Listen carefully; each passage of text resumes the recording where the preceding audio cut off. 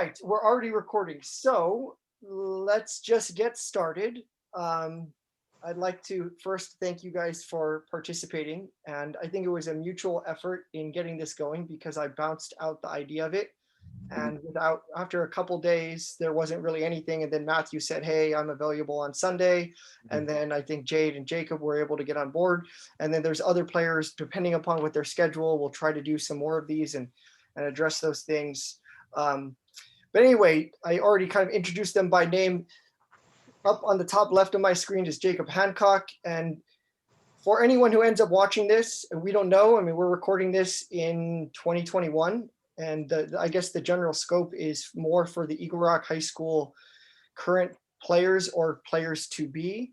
But it may be that years from now, someone comes across this video. And I do think that some of the information that we're going to try to get to is timeless.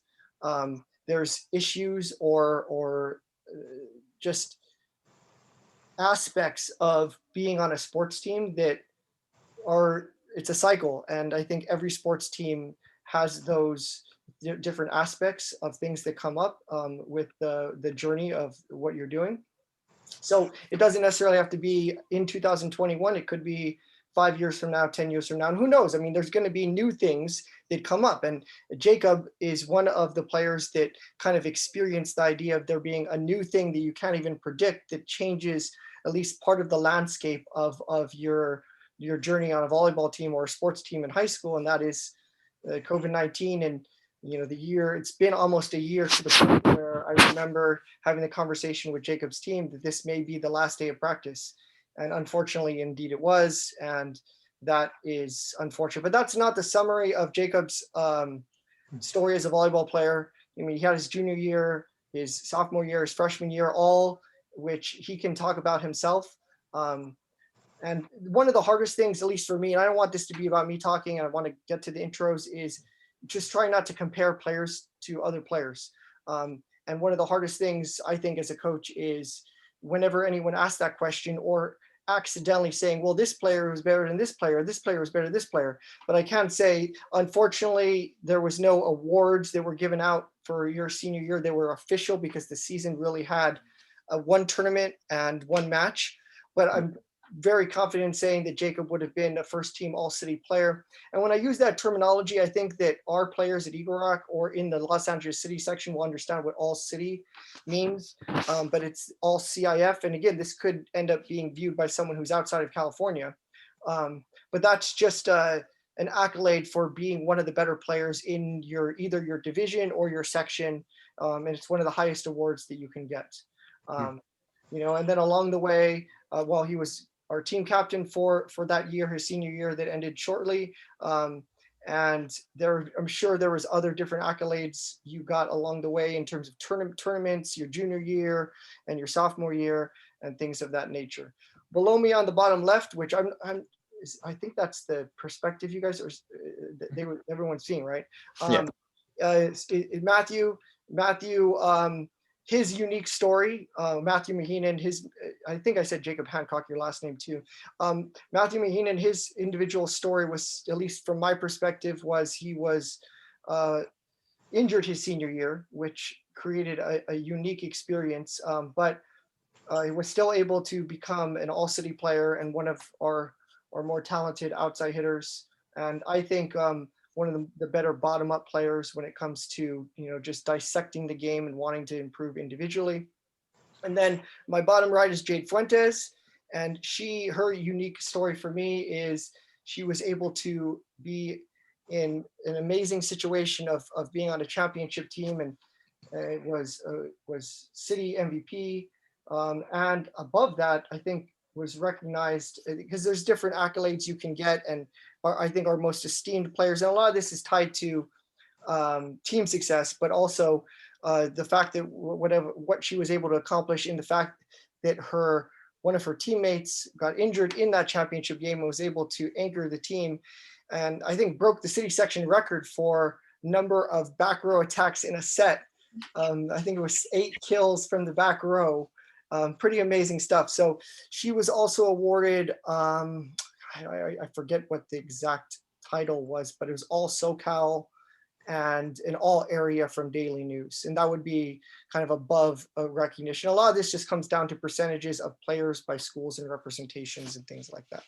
So those are my little intros to them. Jade was also a team captain for her girls team her senior year as well. And junior, I think. I'm not sure. No, I forget. So you guys can go around the horn and give your kind of introduction yourself about, you know, who you are and what it was like being on the volleyball team. And then from there, we can just bounce around to different topics. Yeah, go for it. So you introduced me already. I'm Jacob. I guess my volleyball story starts before I was in high school. My sister played for a while before me, and I saw that. I was like, yo, this seems really fun. So I joined when I was a freshman year, and like instantly I was hooked.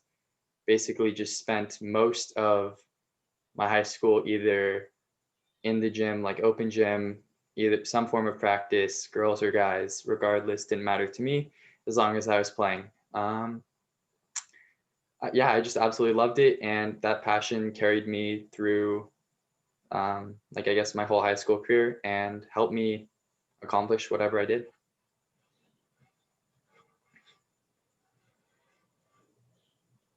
So yeah, I'm Matthew, and I guess my volleyball story starts around the end of 8th grade, beginning of 9th grade. I played basketball for 10 years prior to playing volleyball, and that was kind of my main sport. My dad had really pushed me for trying to play basketball, and so I had tried out for the team. I made the team, and then I quit because I absolutely hated running. It was just terrible. And I quit, and then I had some friends who played volleyball, one of them being Nivram. You guys know Nivram. And he had always been carrying around his volleyball around school. And then we would just like, he would just set me some balls like on the blacktop courts, and then I would just hit. This was in 8th grade, and so then I decided to try out for the team. And kind of entering the team, like there was kind of a lot of hype around my name, you know, like there was like, you know, upperclassmen looking down on me like, oh, you're a natural, you're a prodigy. I tried to ignore it, but that kind of catapults me to the rest of my career. And then senior year, I got injured and I missed about a whole month of the season, but it was a big chunk of the season.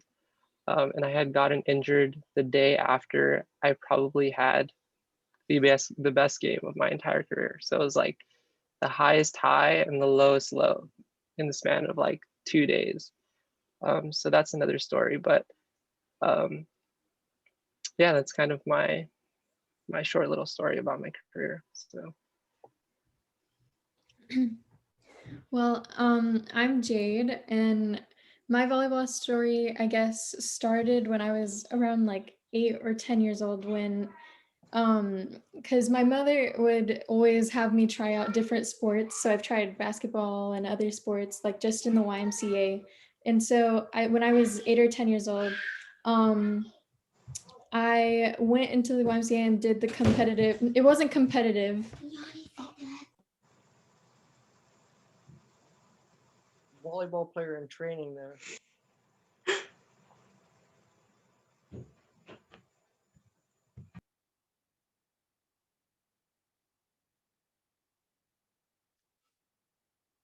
Sorry about that. So it wasn't like a competitive sport, I guess, but it was more, sorry. It's all right. I'll be right back. Go for it. Take your time. Yeah, well, that's one of the greatest things about Zoom. Yeah.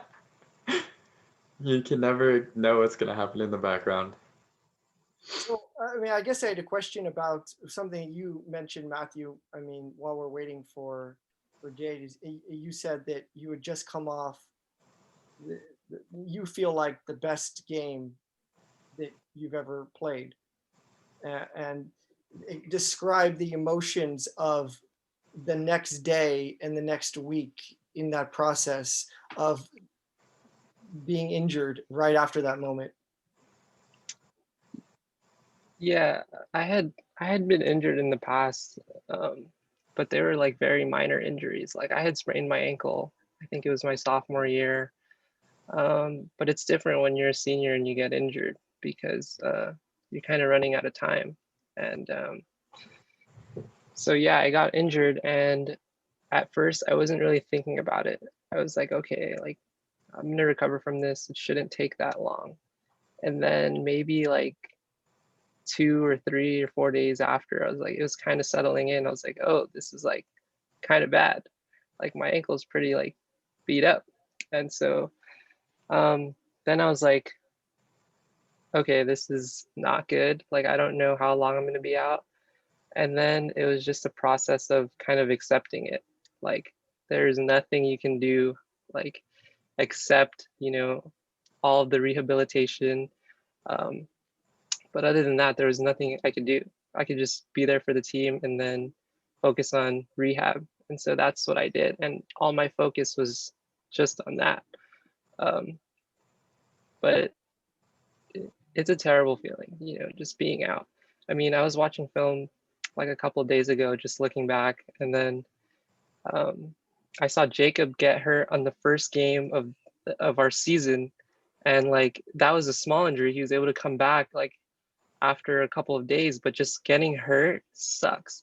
And you could see the emotion when Jacob got hurt. He had to just walk himself out of the game. Like it doesn't matter if you're a senior. It's more important when you're a senior, but getting hurt when you're a junior or a sophomore or a freshman, it just sucks. And we know that when Felix got hurt as well, he missed his season, right? Like all these things, they suck. Injuries happen though. And then what happened, like what can you do when you do get injured is just like, okay, like how can you rehab and then get back? So that's kind of my mindset. That was kind of my mindset after getting hurt. It didn't hit me right away, but then after a couple of days, I was like, oh snap, this is pretty bad. And then just had to focus on rehab. So that's what I was thinking. Well, just a quick question about that. I mean, I thought about this the other day. Do you feel like you would do anything after? I mean, you mentioned Jacob. So the beginning of his junior year, he sprained his ankle. And it's one of those things where you never know when it happens, just how bad it's going to be. And then maybe quickly a lot of different emotions come in your head. So you have that feeling. And then obviously having been out for whatever time, are there any steps that you would take as a precautionary thing to avoid injury? Because I feel like sometimes until something bad happens, you don't tend to prepare for it or have that risk in your mind as much. And the reason why I bring that up is I was talking to some of the people that I play volleyball with, and I'm like, maybe I should make it a requirement that during season, all players have to wear ankle braces. Not in the off season, because you want your ankles to be strong, but because the season's such a short chunk of time, and especially when it comes to volleyball, where an ankle injury, the chances are actually pretty high. And if you're a front row player, it's you can come back, but it's really hard in a short time frame if you have a mild sprain to ever get back to 100%. So yeah, I guess my question is there a different approach to how much risk you take, or that after having that happened, that you might suggest to players? It definitely puts things into perspective, right? Like you said, you don't care about it as much before it happens, and then when it happens, you're like, oh snap. And then, what do you do? I think it really put into perspective, like you should just take care of your body in general. Like you're an athlete, like your body is kind of your prized possession. Like it allows you to do the things you're able to do on the court. And so if you don't take care of it, which I didn't, like freshman to junior year, I didn't really take care of my body that much. And then I think senior year, I started kind of going to the gym and doing some workouts. I think it's just important to just take care of your body regardless. Like if you look up to any professional athlete, like they're not just playing volleyball or they're not just playing their sport. They're doing all of these like exercises on the side to strengthen their bodies. And it's kind of a hard thing to do at a place like Eagle Rock, where we don't have the time or the equipment per se. But if you have the will, then you could just go to your local gym, or you could just do home workouts, like do some core workouts, something like that. But the reality is, like, you're an athlete, so just take care of your body, and that's kind of the simplest way I could put that whole concept, I guess. If I can interject briefly, I think just as a whole, I know both for me and Matthew, we got injured by either, I think both of us, someone going under the net. So I guess like you can't stop people from coming under the net and you landing on them, but what you can do is make sure that you don't go under the net and either hurt someone else or even hurt yourself. So I think beyond making sure that you keep yourself like healthy and in shape, I think as best as you can, making sure you have body control is the best thing, is one of the best things at least you can do as a front row player in particular, because there's a lot of coordination, like being that close to someone across the net. But just as a volleyball player in general, just like making sure you're very, very aware of where your body is. Because I know like when you're getting excited, like if you're at open gym, like, oh, your friend's going to hit, let me go block them, right? It's like, yeah, that's fun. I used to do that. But it's like, you see people get hurt or you get hurt yourself, you realize how what you're doing has like the potential, because you're just recklessly jumping into the net a lot of the time. It's like you can very easily go under the net and like screw someone's ankle up, you know? So I think just being really aware of your body positioning and having good body control is super important to staying like healthy. Good stuff. Jade, welcome back. I'm not sure if you remember exactly where you were, but if you want to start over, go for it. Yeah, I'll just start over. So I'm Jade, and my volleyball career started when I was around 8 or 10 years old, doing like a YMCA type sport where it was just the normal, you were in one position, you go to the next, like it wasn't a competitive thing. And I had tried a bunch of sports when I was younger. So when it was time for us to choose a sport to try out for in 9th grade instead of having to take PE, I had remembered that like some of our friends or my friends would bring their volleyball to school. I would also bring my volleyball to school in middle school, and we would just have these little circles where we would just pass the ball to each other over and over again. So I'd remembered that and how much fun it was. So that also allowed me to be like, okay, this is what I want to do. And also having a bunch of my close friends trying out on the same team and us making it on the team helped me grow over the 4 years that I was in the volleyball team. And also, like, I think that was a big part in allowing us to win the championship that year. Quick question just to bounce off. You mentioned tryouts, and it could be that someone who's trying out for the team is watching this video. How would you assess your anxiety and fear of tryouts, or what you thought, if you can backtrack to that age, what you were thinking during that process?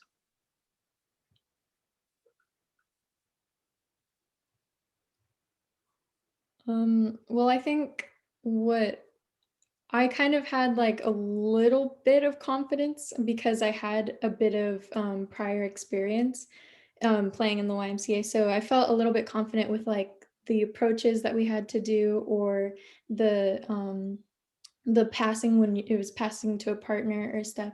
So I don't think I was too nervous, but I think what might have made me nervous during that time was having other people watching and also you writing down stuff, like seeing in the background or in the corner of my eyes, oh, he's writing down our numbers or calling people up, like, what's your number? I'm like, why am I not getting called? Or that was just that was the only thing that made me nervous during, yeah.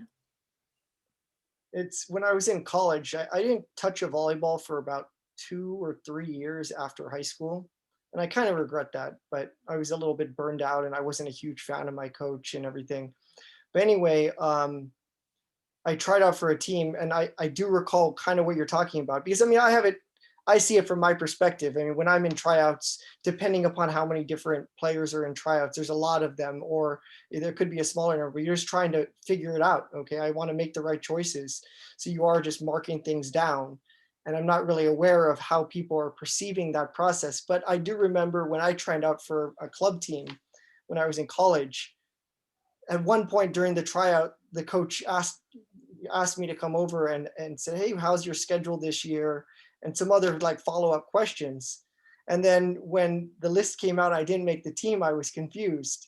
And that allows me to, because I thought, well, he was asking some detailed questions and it seemed like he was interested. And I think that's one of those things where sometimes it's just information. And when I'm running tryouts, I'll say, it could be a good thing I'm writing something down. It could be a bad thing. Just try not to be stressed about it. And I think the longer I've been doing tryouts, I try to stress that to all the players to make them feel as comfortable as possible.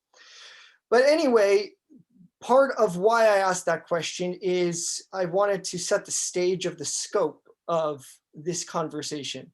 And to me, I wanted to discuss maybe things that aren't discussed as much or enough when it comes to sports teams and volleyball teams. And that could be it could be because of just time limitations or numbers or focusing too much on skill and getting better and winning games, but the mindset of being an athlete. And I alluded to the individual stories of our panel here, but to me, I want to discuss all the mental manifestations that come out of the journey of every single year you're on the team and all the different events that happen, which can be the high of winning, the bad stain you have in your mind when you lose, and not just losing a game, maybe losing something that you wanted in your list of goals. And even if you didn't write that list of goals down, but in your head there was a goal, which is I want to play this position, and then I wasn't able to get that position. Or going into this match, I wanted to get a little bit more playing time and I didn't get that playing time. Or even if you got playing time, again, we're all naturally want to have a little bit more. I didn't play as many rotations. I got to play front row, but I didn't get to play back row. Or I wanted to, I think I can be part of the offense. I didn't get as many sets as I wanted to. There's a lot of those things. And I think that can be in the failure category too, because it's something that with our emotions, it can mess with us a little bit. And so anyway, yeah, what can happen in failure? What can happen in winning? What can happen in injury? What happens in our mind and how we guide ourselves through it, or how our teammates feel about that process, and a bunch of other things. But I think the focus, and that's the thing about when it comes to, I think, sport teams, and this isn't just volleyball, I would say the general emphasis of this conversation can probably apply to every single sport. I don't really want to dig into, okay, well, this is how we hit a ball, this is how we're setting. This is more the mental, psychological aspects of what it is being on a sports team for whatever multiple years. And in the process, I'll probably try to ask some questions and see where you guys come on those things. There's 3 main topics that I kind of wanted to start with, and I do have a list here. I'm just going to look at it real fast. Expectations on self. And I just wanted to open it up to, I guess, discussion. I mean, if any of you have an individual story about different types of expectations you had on yourself and either living up to those or not living up to those, or in a period of time doing both, where you're kind of waving between being able to do it and not being able to do it. So yeah, I mean, what do you guys think? And anyone can jump in. I think, I guess, one of the things that stands out most to me is like my senior year, it was like me and Josiah, which most of you know, and or most of the people watching, I mean, and essentially like he got injured in the preseason, so it was like I was the only varsity. I was the only player with any varsity experience going into the season. So I think like starting off, we had our tournament. We had not a preseason tournament, tournament to start off the season. We did well the first night, and I was like, okay, this is good. You know, like I'm living up to my expectations. I was like, I'm being the leader on the court that like we need, and I was producing the way that I felt that we needed to produce, right? But then the following day, once it didn't go so well.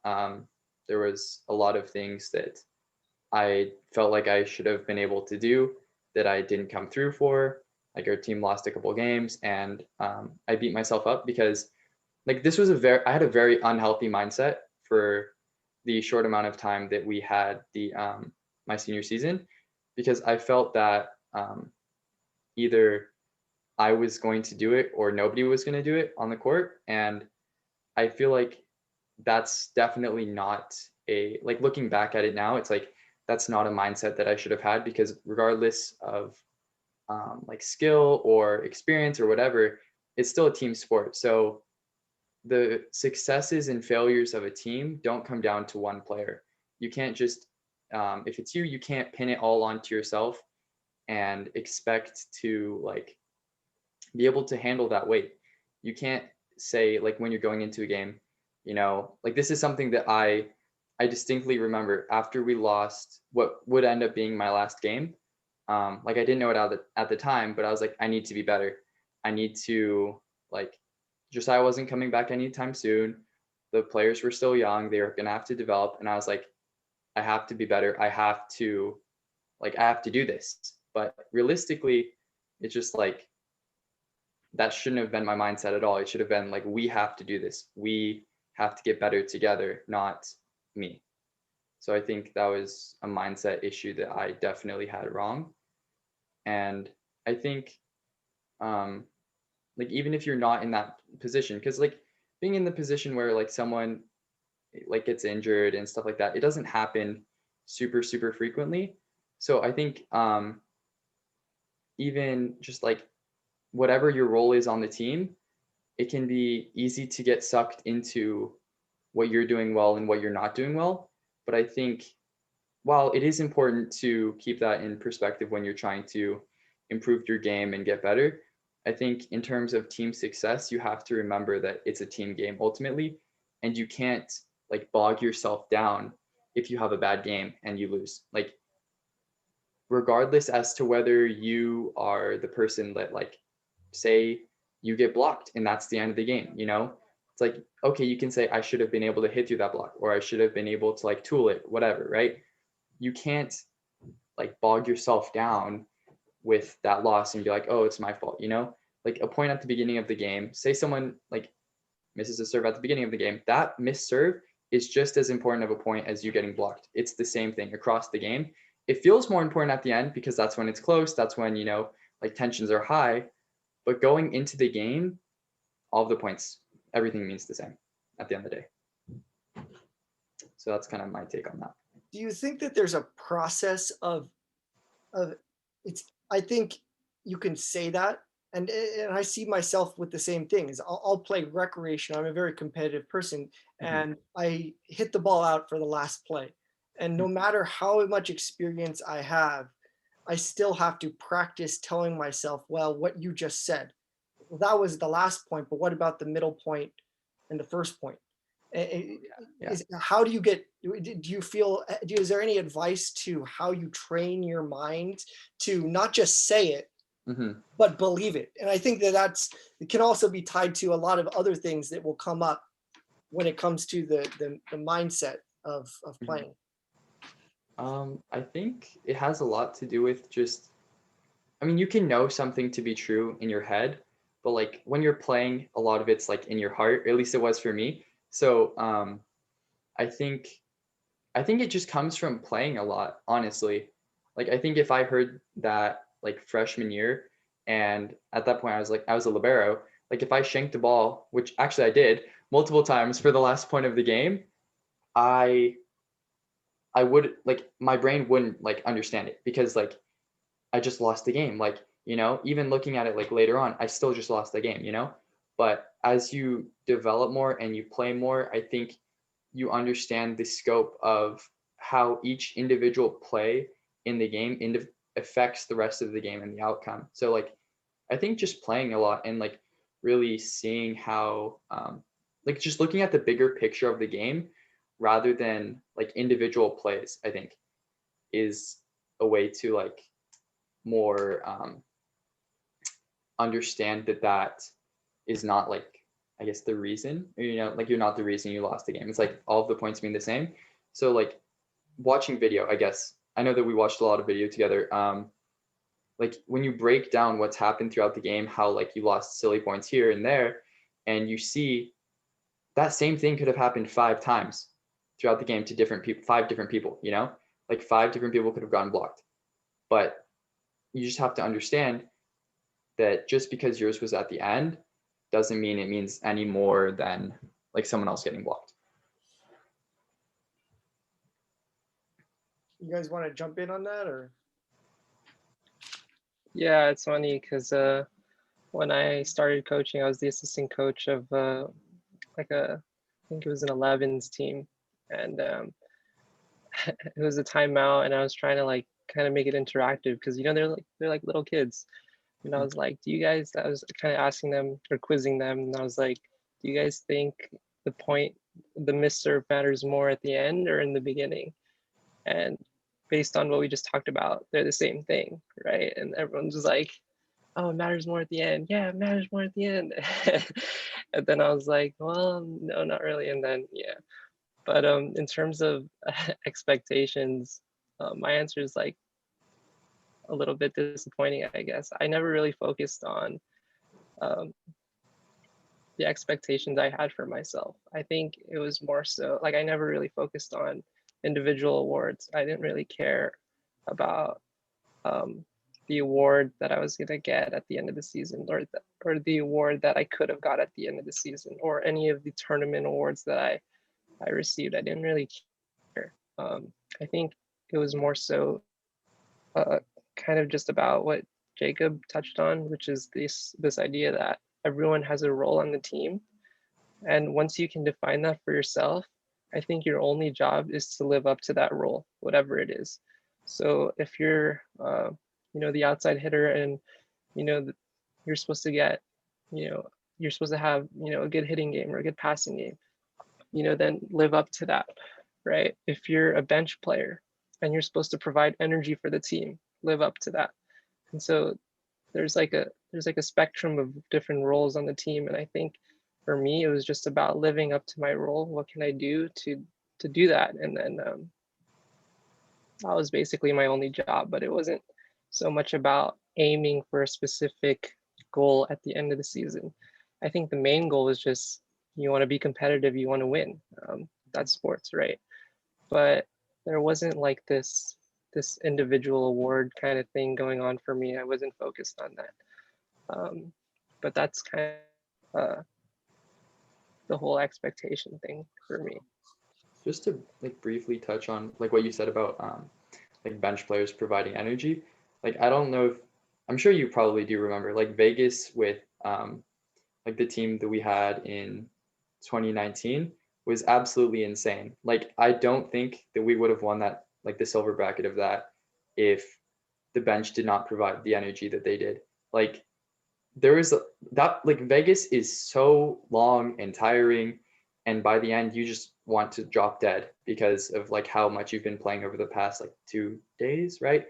And like just people keeping it alive and real throughout it just like gives you like on the court, it gives you energy. So like I feel like people like, oh, okay, I wasn't on the court, like I didn't contribute. No, like if that wasn't happening, I don't think we won that game. I don't know if we made it that far. Like I legitimately believe that the hype that they brought and the energy that they brought from the sideline absolutely impacted the game and our success. Yeah, they're the perfect example of being able to contribute without being on the court. And I mean, it didn't just last at Vegas, it carried on until the rest of the season, I think. And it was kind of incredible what they were able to do. And I know one of the questions that you had pre-planned for us was there any player or any teammates that you looked up to? And for me, it was the people that weren't playing, because I wish that I, gave back the same support that they gave me on a consistent basis. And I don't know, looking back, that I did that enough. And so if there's any player that, or any group of players that I look up to, it was them, because it's hard when you are not playing, but are still putting in the same hours that the starters are putting in. So like, how do you process that in your mind? Well, it's like, okay, you have to define your role on the team. And for them, they kind of knew what their role was. And so every single game they provided. And it makes a huge, huge difference in the end. So, yeah. And like, not just that, it's like they took pride in the energy that they provided. Like, I remember there were like quite a few times, like throughout, like Vegas is like something that sticks in my head, but like throughout the rest of the season, like I remember would quite literally like plan cheers and like different little like shenanigans that they would do on the side, like tapping their feet on the floor, picking up their water bottle, drinking it, putting it back down, then crossing their leg or something like that. Like there's a lot of different things that they set out beforehand to like, because like it's a silly thing when you think about it. Like me just saying that right now, it seems silly, but like they do it like perfectly, like in time with each other, then everybody just gets hyped, and then like that just adds so much energy to the game. And like it's just crazy like how much you can do with a simple thing like that. And they just took pride in it. And that was, like Matthew said, that was definitely like, now that I'm like thinking about it again, it's like it was so crazy what they were able to do.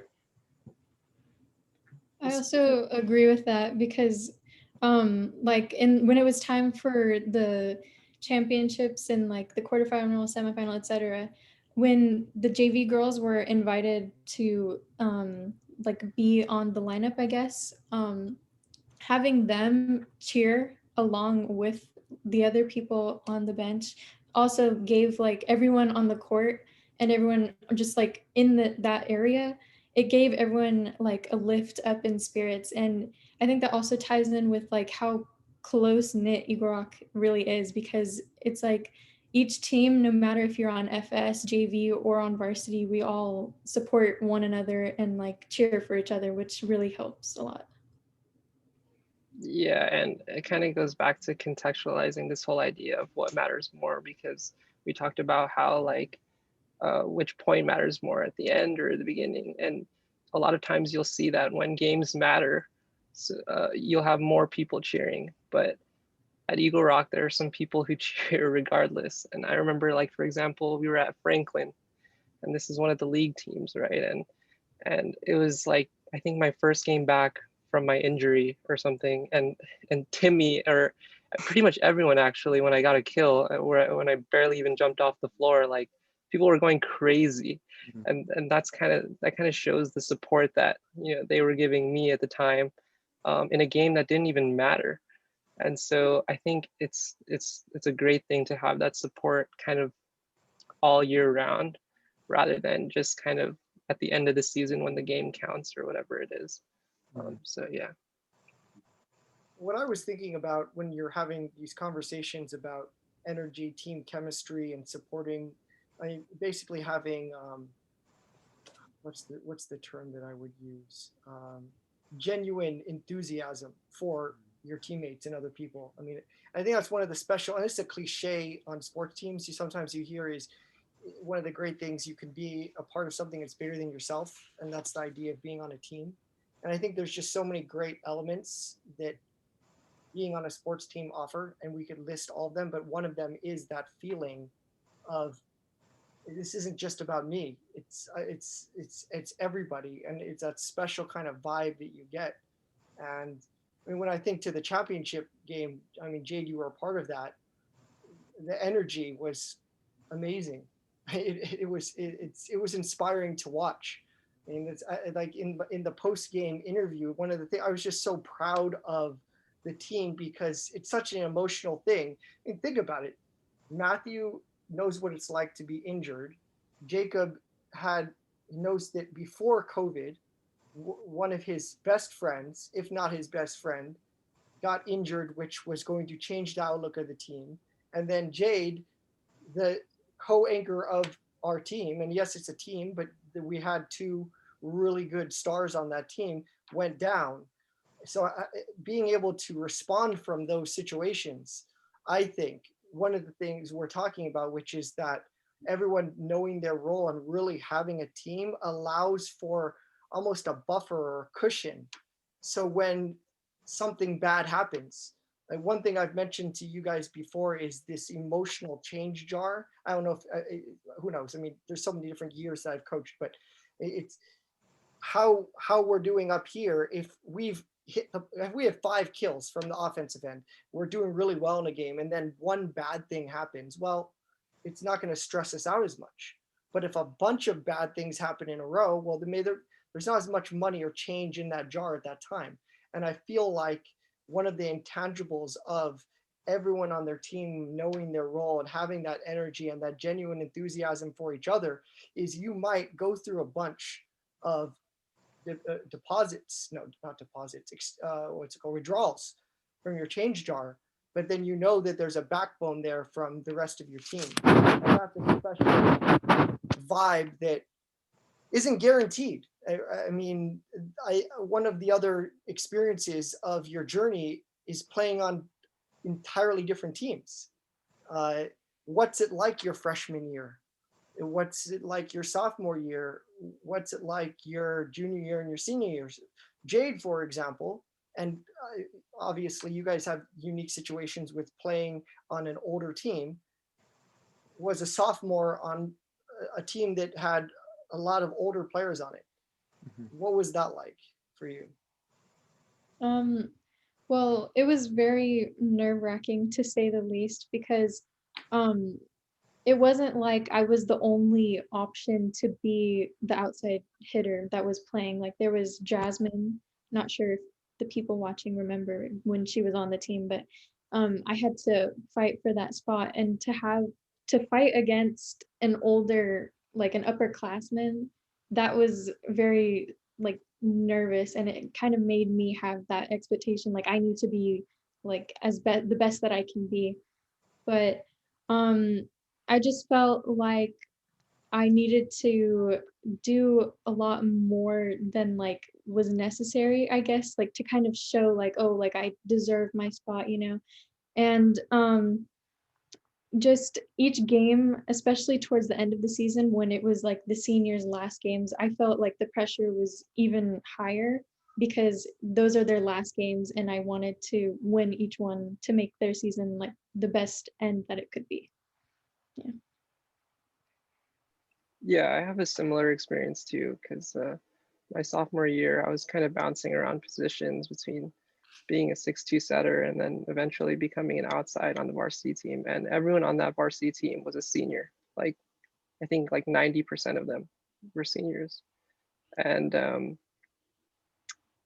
it was, being a 6'2" setter was interesting because I wasn't only taking playing time from the starting setter, but then I was taking playing time from the opposite as well. And then being a setter was also just hard.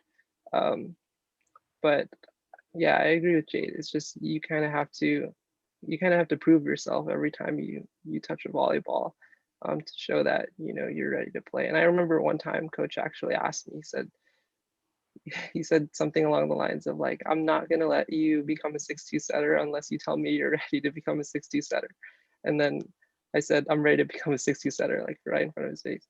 And then that was the day that I started playing. And then there was some kind of drama on that team, and then I eventually moved to becoming an outside, and then the outside that I was replacing was like, I mean, he was like, I think he was better than me in terms of being a terminal hitter, and like I was just a sophomore. I couldn't really like, I didn't have like the firepower, the arm swing yet, and so that was an interesting time. But I learned a lot of lessons, and it taught me how to mature and be around older people, and then just kind of hold myself accountable constantly.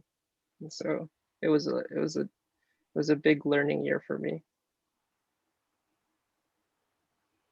Yeah, I mean, I guess I also ended up on varsity as a sophomore, but like it wasn't even like close to the pressure that you guys had to deal with, because it was a younger team. It was there was like one senior, and it was like mostly I guess is mostly just a growing year, preparing for the next year, which would be like Matthew's senior year, and just developing people.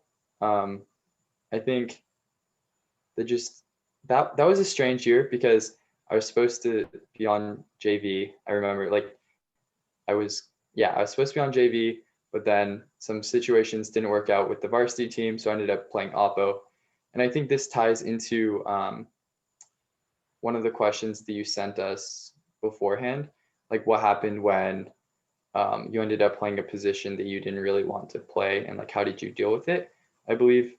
And it's not that I didn't want to play opposite necessarily, but it was just in a situation that was super foreign for me, because I was going from being a libero freshman year to being a opposite hitter. As I think sophomore year I was like 5'10", so it's still fairly tall, but in terms of I guess a guy's net, it's pretty daunting, I think, going from no front row experience to being the primary person who's supposed to block the outsides, which is most teams' best hitter. So that was really scary, going from just no front row experience whatsoever to that. But I guess what I did to deal with that situation is I grinded. I just took, because I understood I wasn't as good as I needed to be. And I think in a lot of ways, that's one of the best things I ever did. I think understanding that there was a lot more that I could be and that I should be to fill the role, like as we mentioned earlier, like doing what your role is on the team. I understood that at that point in time, like when I ended up being on varsity, I wasn't ready for that. And I wasn't living up to both my standard and I think what I should have been for the team. So I just put in the time and I grinded my way into what the team needed for that year. And I think that's like in a lot of ways, like the most important thing you can do. Like if you feel like you're not in a situation that you want to be, or you're not good enough for the situation, I think putting in time, I don't think it ever hurts. Like putting in more time, if you have it, I know people don't always have time or they live far away, so it's difficult.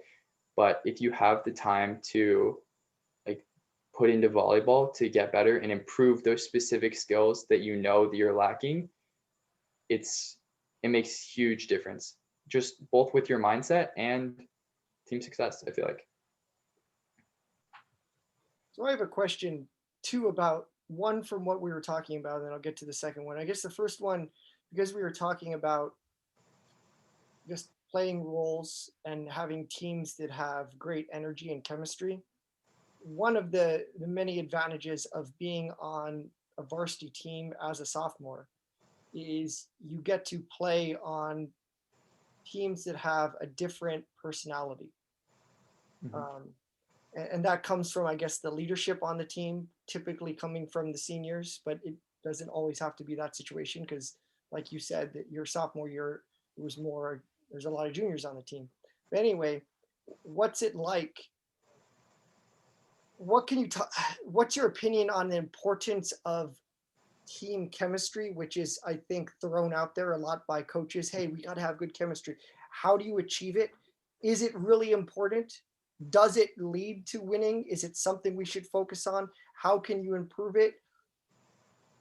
Yeah. How do you guys feel about that? I think it's honestly one of the most important things. Like, I know, like, I can sort of speak on just like my freshman / sophomore year. Like, my freshman year would be Matthew's year that he was on varsity. I know, like, as I was a part of those practices, there was a lot of there's a lot of toxicity on that team. I think I can't even remember the amount of times where in practice something would happen and then you just be like, okay, everyone sit down. And then the rest of the practice would just be you having to basically babysit a lot of the seniors and like have to correct a lot of things. So I think on paper, looking at that season, I think people were like, oh, this team has to be so dominant, you know, like there's a lot of these players who have been playing like their whole like high school, I guess, career, you know, but they, as a team, like, sure, there were a lot of different like cliques on the team, I think, and it like certain people like pulled the team apart, and when certain aspects were removed from the team, surprising, like, although it seemed like because that player is no longer playing, like they were one of the best players, it seemed like they'd get worse, but no, the team got better because the chemistry improved. And I know that like just throughout like my experiences playing, like that's a team that I wasn't really a part of, but I know with my experiences playing, the better the team chemistry, the better we played. Just throughout it, I know there wasn't fantastic team chemistry beginning of senior year because it was a lot of new people, there's a lot of people making mistakes, figuring out how to work with each other. But towards the end, before it all ended, I guess people were starting to figure things out, and like we played better together because the chemistry improved. For me, I just don't know if you can like engineer team chemistry. I think it's just something that kind of comes naturally. I think sometimes coaches will try to kind of engineer it, but I think, and it's good like to get people together and kind of bond, but I think at a certain point, it kind of just has to come naturally based on the players on the team. And if those players are kind of likable towards each other, then it'll just happen. And I don't think team chemistry necessarily leads to winning, but what it does definitely do is it just makes the journey better. Like you just have a much better time. Like I didn't win the championship, but I had a great time my senior year. I had a great time my junior year. And so it doesn't necessarily lead to winning. Winning is just kind of a byproduct of team chemistry and talent or skill or whatever it is, right? But I think it's more so just making the journey better. But yeah, you can't really like engineer it. But before you guys are teammates, you guys are friends, because I mean, at least you should be, because you spend so much time together. So you should put in the effort to kind of, you know, get to know everyone on the team. And I wish I had done that more. Like I wish I had gotten closer to some of the lower classmen when I was a senior, or just anyone on the volleyball team, because it's kind of your community before it's, you know, before it's your teammates, right? And so I think that's a big thing, but that's what I think about team chemistry. I agree with that. I feel like I don't know if it's team chemistry, but I guess like just having the upperclassmen, when I was a sophomore, having the upperclassmen like compliment me or give me high fives or like just make an effort to try and make me feel like a little bit more welcome really helped with confidence, and also like made me feel like I was actually a part of the team and not just an outsider, because they were close friends, like they're all in the same grade. And so that just really played a big part in my my outlook on how I should act towards other people. So that kind of helped me try, like what they did to me, like whenever they would try and help talk to me and other things, that's what I would try and do to like the younger people when they were practicing with varsity, or when I was in like a JV practice, like giving high fives or complimenting them, or just trying to like make an effort to get to know them more. Also, we talked about like this idea of like having roles. And I think if you really define your role and you can define it like pretty well, I think what it does is it kind of builds this trust within the team, because now you're just focused on your role and you don't have to really worry about or manage anyone else, right? And one of Eagle Rock's things is like, don't tell other people like what to do, right? Just kind of let them do what they can do, let them do it in their own way, and they'll kind of figure it out, right? But if you're only worried about yourself and your role on the team and then fulfilling that role, it kind of just works together like this machine, and each person in the machine is like a gear, right? And if everyone is, you know, doing their part, the machine functions, right? And so that's kind of the way I think about roles in relation to team chemistry, right? If everyone's doing their job and fulfilling their role, the machine functions better, in my opinion. So, yeah. Yeah, another thing like that is I kind of see team chemistry as like a puzzle, you know, regardless as to like each player is a piece, right? And regardless as to whether the pieces are together or not, you have a full picture. Whether you can really see it and see what it's supposed to be, if it's not put together, you can't. But as people have team chemistry with each other, it's like the pieces fit, like at least in my view, it's like the pieces fitting together. And as like the team like builds chemistry, it's like the puzzles like being built. And once you get to, I guess I would say like full team chemistry would be something like having like that full energy, everybody knowing their roles, like everybody's excited to play and they enjoy like their teammates. You have a full picture, and that not only looks like more professional from the outside, which is something that I know we like strive for in the ways that we can. It also is just more enjoyable to be a part of. You don't want to be a part of a jumbled mess. I think being a part of a completed puzzle, knowing your role and having that connection with the players around you is super important to, like Mathieu said, like the journey and making it all enjoyable. Whether or not it necessarily leads to wins, you know, you just have to see. If, you know, if you're going to lose, you're going to lose. Games happen, you know, but I think you can have more enjoyment in loss and in wins when you have that team chemistry. And I can actually agree with that too. Is obviously I'm not playing, but from my years coaching, I think more, and whether people believe me on this or not, I mean, I'm telling the truth.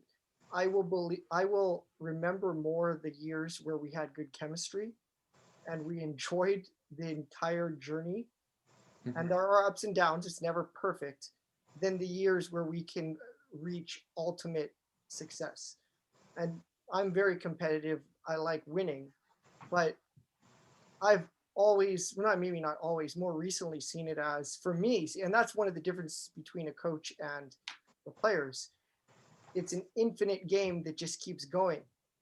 Mm-hmm. Because 1 year ends, next year starts, and I have to enjoy that process. And that is true for 4 years, if you're on the team for 4 years. But after 4, then it is more finite for you guys. Bouncing off what Jade said, and I think, Jacob, you might have mentioned something. 2 things. What can a player actively do to try to improve chemistry or be a better teammate? That would be the first one. And number 2 would be, what could the leadership of the team do, the captains or myself included, that might, I think everything's a ratio or a percentage. I'm not sure if we agree on this. You're never going to do anything perfect. There's no way you're going to get every serve in during the year. The question is, well, how many serves are you going to get into, how many you're going to miss, to how many of them are tough or whatever it is. Same with all the things. And we're just maximizing those. You want to be the best that you can be at any particular time and always try to improve that as much as possible. Same thing when I would say would come down to chemistry or team culture or those intangibles. Maybe it's not going to be a black or white switch where, okay, we got it. This is everyone is just having fun. I was just tonight is the All-Star game for basketball. Mhm. And I was watching the first quarter, the second quarter, and Team LeBron looked like they were having, and this is an All-Star game and it's not really that competitive, but they were having a lot of fun. You could see this general camaraderie on that team. Mhm. And the other team didn't look like they were having as much fun.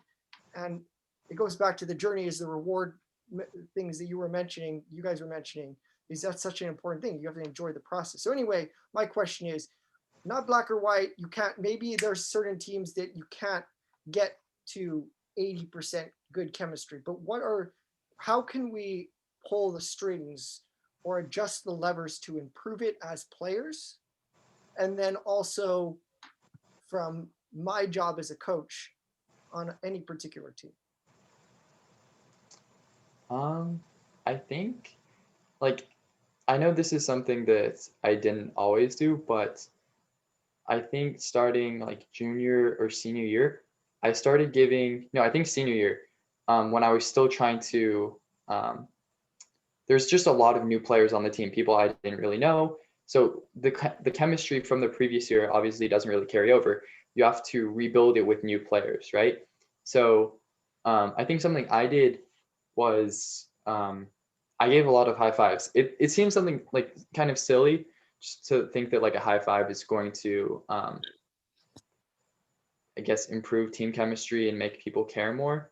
But I think combination of that, like making a personal connection, like someone does something right, I'd like walk over to them on the court, I'd be like give them a high five and like that was really good, like good job, you know. And I know that as like from when I was a young player, if a senior or like someone that, not saying that they necessarily looked up to me, but like if someone that I looked up to as an older player like walked over to me on the court and like gave me a high five and told me something I did was good, it definitely would build respect for that person and would like improve, I think, the way that I play in like with them, I guess. So, and I think chemistry is a lot about respect, mutual respect among all of the players.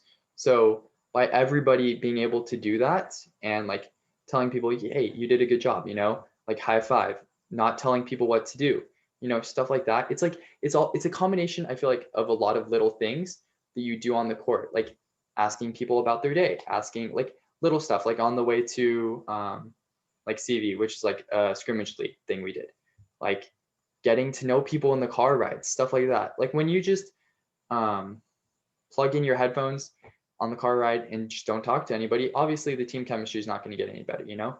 But trying to make connections with different players and really trying to immerse yourself in their life, like not with like not being intrusive, you know, but like just getting to know them in a genuine way if you can, among like being like a good teammate on the court. It's a really, I guess, good way to build team chemistry. I think, I don't know if I went off topic on the question, but yeah, that's kind of my thoughts on that. And I think, I guess from the leadership role, it's I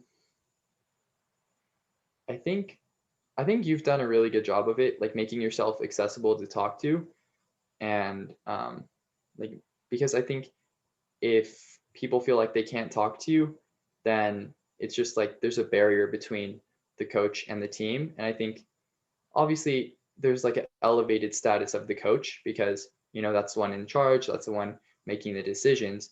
But I think you can have that divide without it completely separating the coach from the rest of the team. And I think that builds team chemistry, and it also makes people more responsive to things that you say. So yeah. Let me jump in real quick before you guys want to answer as well. One thing you mentioned about like the car ride, Mhm. and this jumped into my head the other day, and I remember some other coach or somebody saying this to me in the past. Most people have something that they know a lot about Mhm. and are really passionate about, and it might not be volleyball. And one way to spark a conversation with anyone, because let's say you want to be that leader of the team and build a relationship with another person, find out what that person really knows about, and then they'll talk about it because they know it. And then that can kind of start, and maybe you don't even care. Like they're into making custom pillows. I don't know, something very, everyone has very unique niche interests. And if you find that, and sometimes as a coach, I try to do that too, and there's been times where and a lot of this comes down to our own general mood. And that's part of what this conversation's about, is if you're stressed about your playing time, you're stressed about not performing in a game, you're stressed about just being burned out with volleyball and not feeling like you're plateauing, or injuries and all these things, then you're less likely maybe to put emphasis on, all right, well, I care about my relationship with this person. But I would say that it's probably easier to control building a relationship with your teammates, and it probably can improve that faster than you can building volleyball skill. I mean, it's a lot harder to get really good at hitting in a week or a month than it would be if imagine if you set in your mind, well, I'm going to get to know this person and I want to be their friend, and maybe they've wronged me or whatever it is, or there's some sort of misunderstanding. But if that's the leadership role you wanted, because maybe you understand the general importance of, forget about winning. Like I want to enjoy being on this team and having fun throughout the journey of it. That jumped into my mind actually the other day. But same question or concept to Jade and Mathieu would be, what other individual things you think that you can do to improve that culture, and then also from the higher level, I guess, coaching staff? Yeah, I agree with that completely. And I think it's just doing all of the little things to be likable, really. Because I think you guys, and I kind of said this already, but like the team, when you're on the team, you're kind of supposed to be, I think, friends before teammates. Like you guys spend so much time together, especially if you come in as a freshman group and that freshman group rides it all the way out to their senior year, kind of like my last year. And so we had like all that time of just being friends. And then when we got to my senior year, like everyone just had this like crazy amount of support for one another. And like I said, we didn't really win anything. We didn't win a championship or anything, but the journey was just so enjoyable. And so it's just about like doing all of the little things to be likable to one another. And I think that's the simplest way that I can put it. In terms of coaching, I'm not really too sure. I don't think I have an answer for that. So yeah, Jade, you can on top of that. I also agree completely with what Jacob was saying about the high fives and other things, because I feel like it's very easy, and even though it might seem like a small thing, like it's very easy to be nice to people and to just say, oh, like you did something good.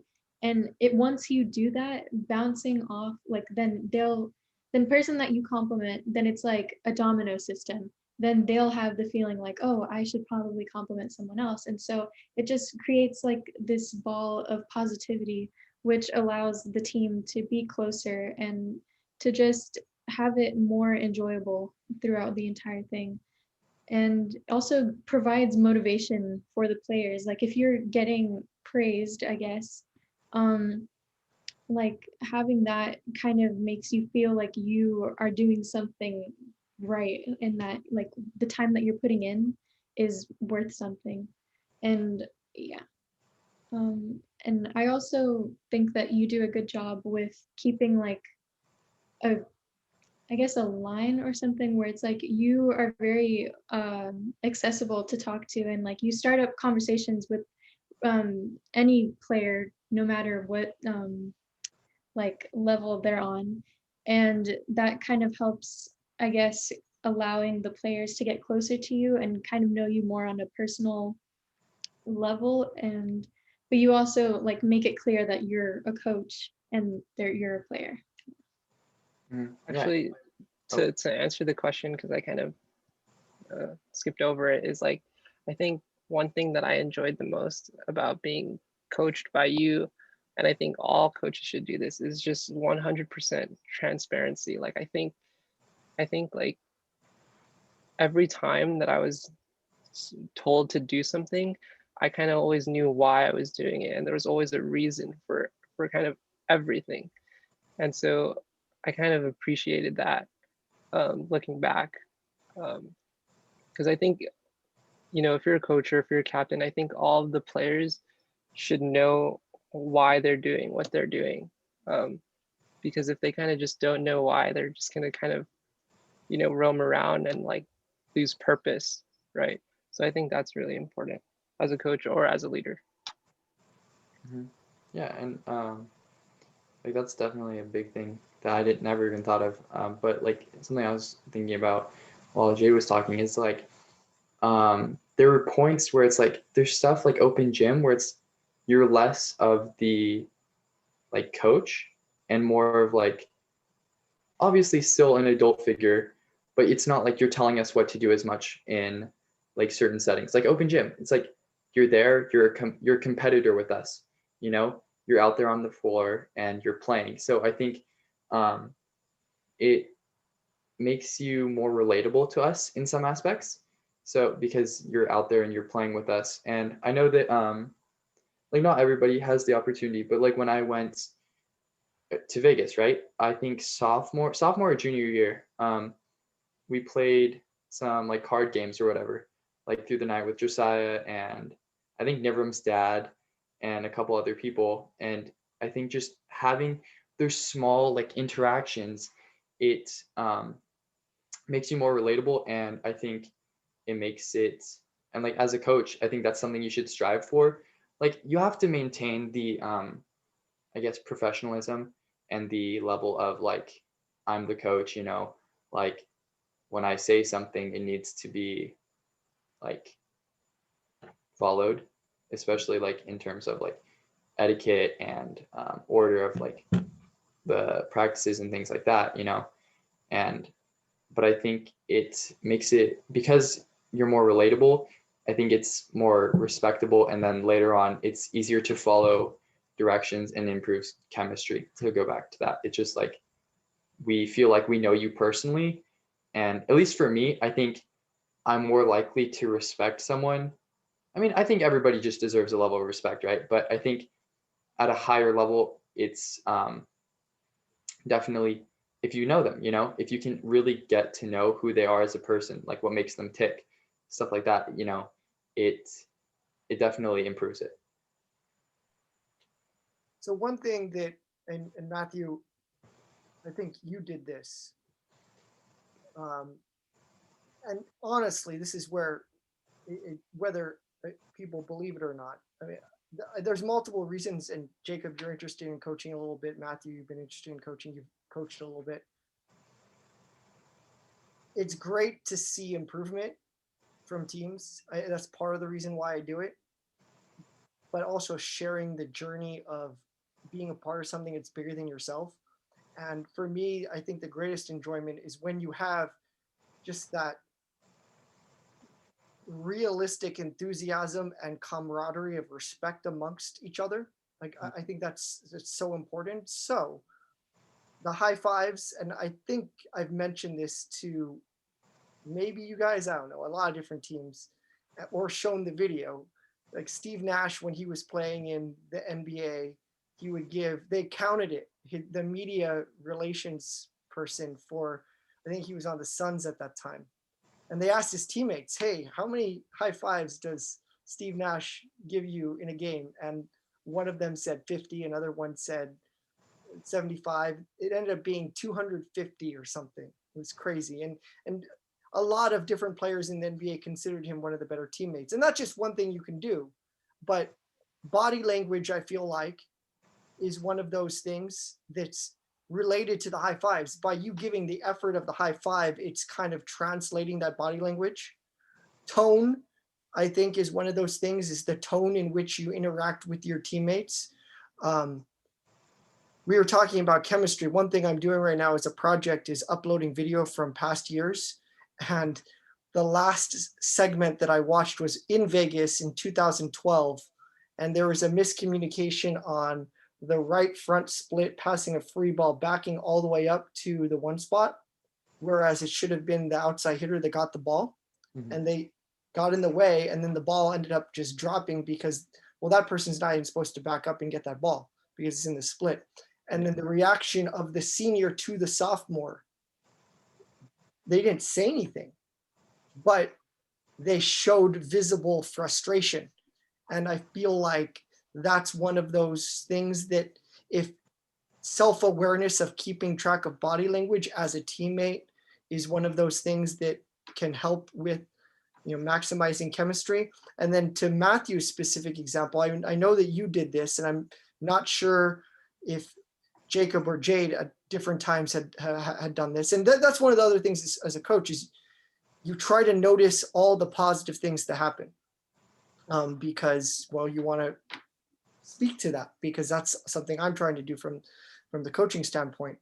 But being proud of the positive interaction moments that it requires to build the team chemistry is something that I really enjoy. That's why a story of, we were in some practice, and from across, and you guys know this, in our practice, sometimes we have multiple courts, not just the normal courts. You have one court here and another court all the way down at the end of the gym. 3 courts over, Mathieu noticed that some player did something really well while he's playing on his own court, and not just noticed it, because noticing it is one thing, because one thing it's hard, I think, as players and coaches as well, is just having the spotlight only on ourselves, and we're really just focused on, again, am I playing well? Am I doing this? Or what's going on in my day?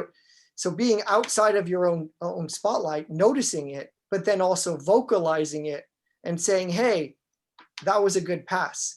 And they're not even in your particular or on your particular court. That, I think, is one of those things where, when I talked about what are the actual things that you can do, like high fives to underclassmen, those moments I think are really important, especially if it's a younger player. And then I think the other thing that impressed me, and maybe I was reading more into this than what it really was, is acknowledging that that player made a milestone moment, meaning it's not just saying, hey, that was a good pass, but knowing that for that particular player, that was actually a really good pass because they've never done anything like that before. So then you're also keeping track of your teammates' abilities and their progress outside of what your own are. So I think we lost Jacob. Or maybe he's coming back. I don't know. I don't know where Jacob is.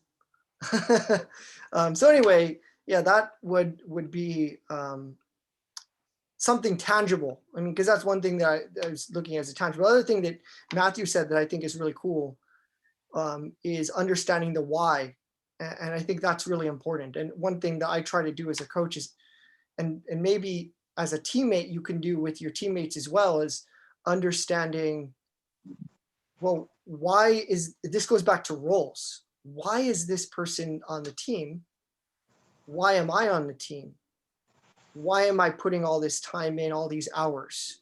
And I think that why is different for everybody. And you're, as teammates and as the coach, welcome back. As teammates and as a coach, understanding everyone's why.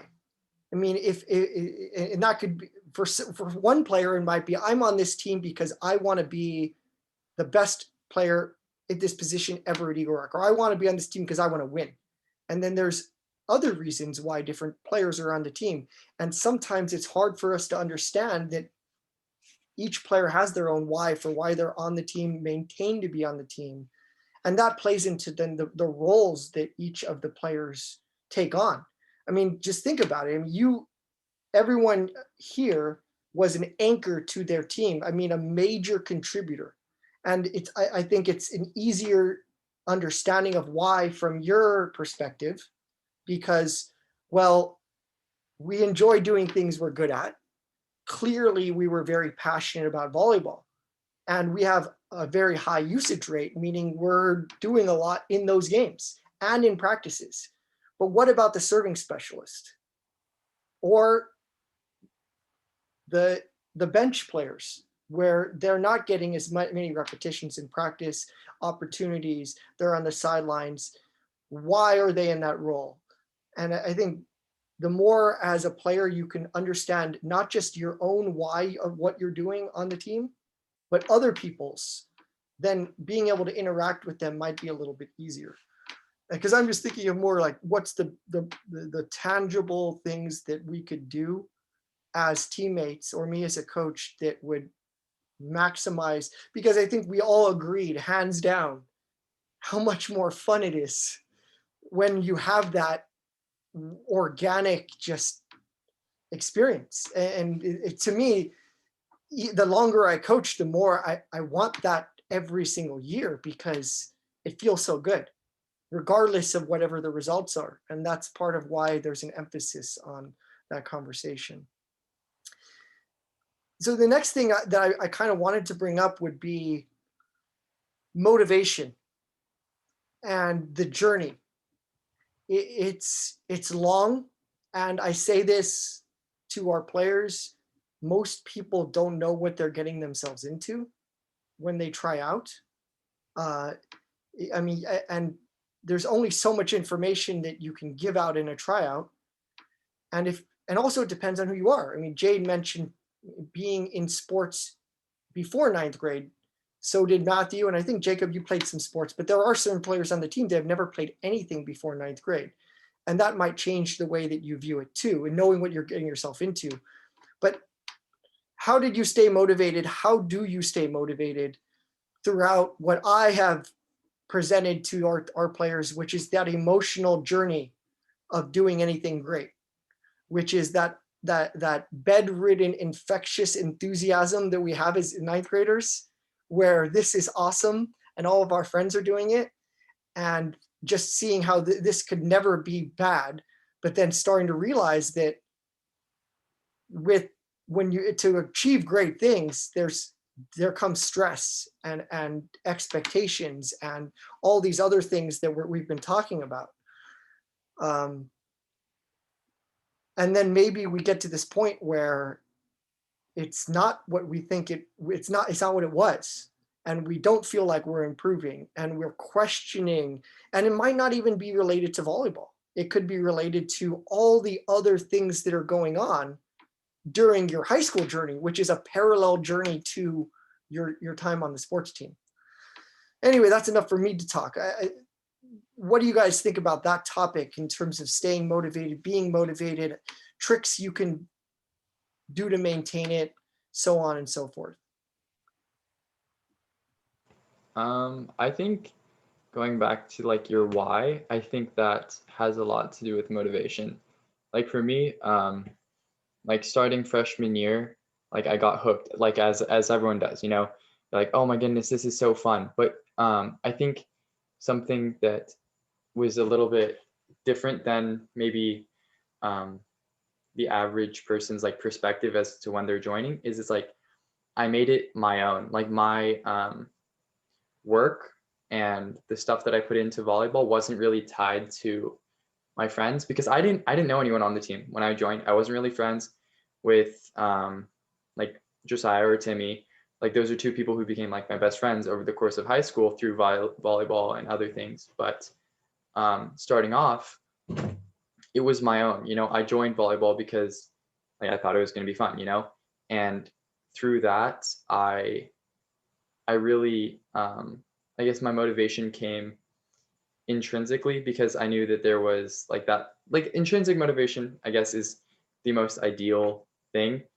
But there's, I I guess, because I made it my own and it wasn't really tied to my friends wanting to play, I feel like it's much easier to keep going with that, because when, per se, like, say it was like me, Matthew, and Jade, right? We joined the team together, we're all playing together, right? Then Matthew decides he doesn't want to like be going to open gyms and like doing anything extra. Then, you know, that knocks down a level of motivation from, I guess, me and Jade, because that's one of our friends that's no longer playing as much and being a part of it with us. So I think not to say that like don't have friends, because I definitely made friends over the course of me like being involved with volleyball, but I think you have to make your motivation your own and make sure it's purely focused on, maybe not purely focused, but have like a solid focus on you being like the best that you can be, and not really focused on other people besides like the team as a whole, you know. I think you want it to be really like, how can I make sure that I am staying focused, not, oh, my friends aren't really coming anymore, or like stuff like that, you know. I think just making sure you're keeping your eyes on you and keeping track of your improvement rather than focused on other people, I think is helpful. I think what we're really talking about here is the learning curve of any skill, right? It's like when you're a freshman, you get into volleyball, and then it's really exciting when you can see yourself improving literally every single week, right? And then I think the most common journey people kind of find themselves on is when they get to a certain point, maybe it's their junior year, usually, it's like that learning curve kind of starts to flatten, and now it's taking more time to develop certain skills. And then in your head, you're like, wait, why am I doing the exact same things that I was doing when I was a freshman? Like, why am I still doing this 5x3 drill? Or why am I still like doing this like butterfly or whatever it is, right? This simple drill. Like, I should be like, doing something that seems more productive, right? And what it is like we're constantly seeking that pleasure feeling of wanting to get better. And we don't really understand that, as you kind of progress through your career, the growth is going to slow down, right? And so people begin to lose like motivation, right? Because everything just feels so like mundane, I guess, and you're kind of just going through the motions without really kind of trusting the process. And so I think one of the ways that I kind of curved that was I knew that, I guess this is kind of speaking to my senior year, right? I knew that I wasn't going to be much better physically from the start of my senior year to the end of my senior year.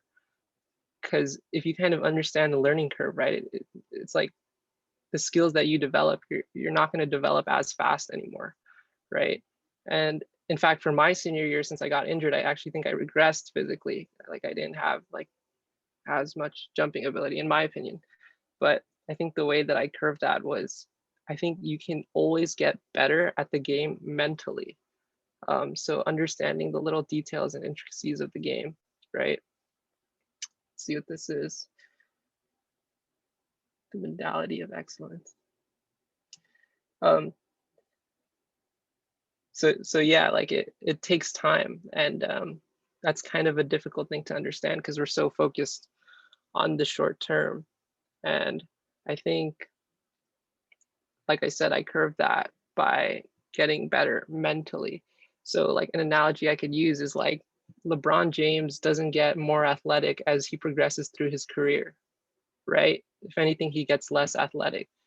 But why does LeBron James perform the same way that he did, like 3 years ago? Because he's getting smarter. Like, he's picking up all of these little details, and he's rehearsing all of the different scenarios that he's rehearsed for the past 18 years or 19 years, right?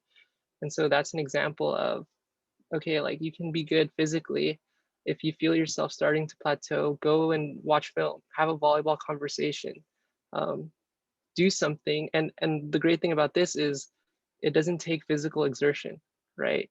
You can just sit down and have a conversation like we're having right now, and then learn something. And then when you get into the game, you know something, and your mistakes are more based on execution. Maybe you knew what to do, but you messed up, right? That's just a case of, you know, rehearsing the skill and then that skill being developed over time. And this kind of goes into like I think one of the questions was like resorting practice, or like not wanting to, you know, go through the repetitive aspect of everyday practice. I think like if you can really contextualize time and understand that all the hours, all the touches, all the practices, all the games are going to add up and compound to something greater over time, then you'll be less inclined to miss all the touches, to miss all the practices, to miss all the games, because all of those little touches add up over time. Just imagine if like, I don't know, like maybe Jade didn't practice her pipes like 5 months before the season or something. Like, would she have gotten those 8 kills in the finals? Like, just imagine if we didn't practice those on twos in practice. Like, would Nivram have set the ball on two to win the set in the finals of that tournament? So all the little things compound over time. And what's hard to realize is the idea that when you get to your junior year, you're going to stop seeing that weekly or monthly progression, right? It's going to slow down, but you have to trust in the system that over time, you're still going to be getting better. And what's funny is like oftentimes you'll hear players say like, I hate this drill. This is so boring. But then like what you don't know is like coaches are actually like meticulously designing and engineering these drills, staying up at night, or it took years of trial and error to, you know, like relay the best drill to the team, right? So that's an interesting thing too. But I think that kind of covers like a summary of what I think about motivation. So yeah.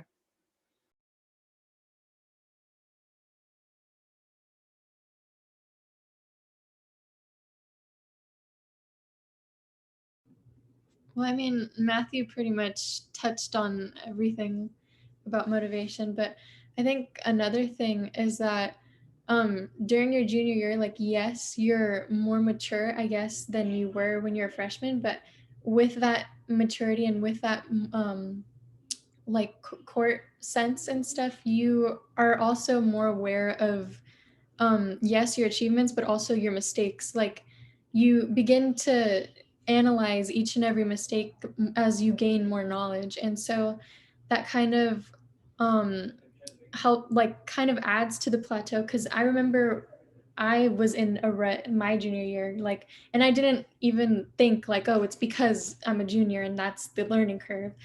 I just was like, I'm in a rut and I am not progressing at all. Like, I feel like I've just been a straight line the entire time. So I think what helped me was doing things that kind of made me love volleyball. So what I did was I peppered with Nicole or any other teammates, just and tried to do things that kind of reminded me why I loved volleyball and why I'm continuing to do volleyball.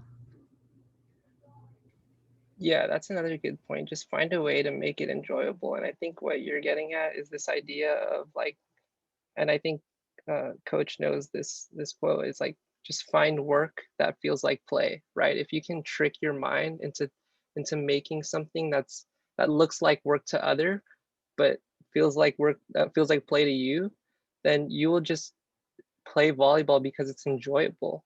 And because it's enjoyable, what you don't realize is that you're actually just getting better naturally, right?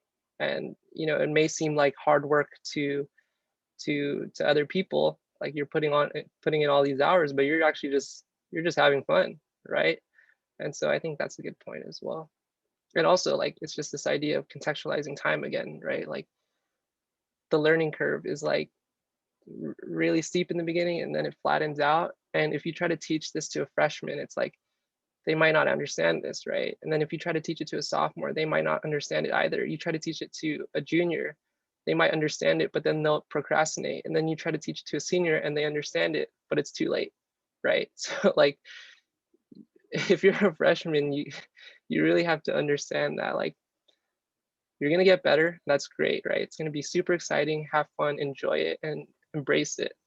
And when you're a sophomore and you're a junior, like, it's gonna slow down. Just keep working, and then just keep working. And then when you're a senior, if you had just kept working and put those hours in, like, you should just trust in the fact that you did everything that you could to become what you were, whatever you become your senior year. And that's how I would describe like this whole journey of motivation. So yeah. I think another thing is making sure you don't plateau yourself, because I think from like the mental aspect of it, it's like say you get stuck in a rut and like your junior, senior year, you know, and you stop trying. Like regardless, there's always going to be improvements you can make, but the issue is if you stop trying and you stop like working at like volleyball and what you want to do, that will really deepen that plateau and make it so much more real. Because like while we say it's a plateau, it's not really flat. Even when you feel like it's like you're not going anywhere, you're still getting better. Like even if it's by like 1% or like even less than a percent, you're still getting better, and that will like translate in games, you know. But by either A, stopping, like you don't try anymore because you're like, oh my goodness, I'm not getting better, like, you know, I just like, what can I do, you know? And you just lose hope with that. But also at a certain point when you realize, like in some cases, if you realize that you're doing something really well, that can also lead to another type of like mental plateau. You're like, oh my goodness, like I figured this out, you know. I think this is it can happen. I don't think it always happens, but I think once you start to understand volleyball a little bit more, but not quite like to a higher level, you think, oh my goodness, like I'm so good. I understand what's going on here and I can do it. And that can lead to stagnation and like a plateau because you feel like you don't need to work anymore. So I think there's two sides of the coin, feeling like A, you're not good enough, and that leading to like you not trying and plateauing, or B, you feeling like you're good enough and but to the point where you feel like you don't need to try anymore. So those are the two dangerous sides of the, I guess, plateau mindset spectrum. So I think just making sure you keep yourself, if you can, as best as possible, you want to make sure that you're still in the mindset of like there's still improvement that can be made. And even still, I am improving, even if I can't see it. I think those are just important things to remember. I think the last thing I'll say in regards to motivation and extrinsic motivation, I think one of the biggest things like a school like ours lacks is just time, right? And I think like if you just look outside of the local bubble of Eagle Rock, right? What you'll see is schools like Palisades or just other like beach schools or other schools that are just really into volleyball, Corona Del Mar or Loyola or whatever it is, right?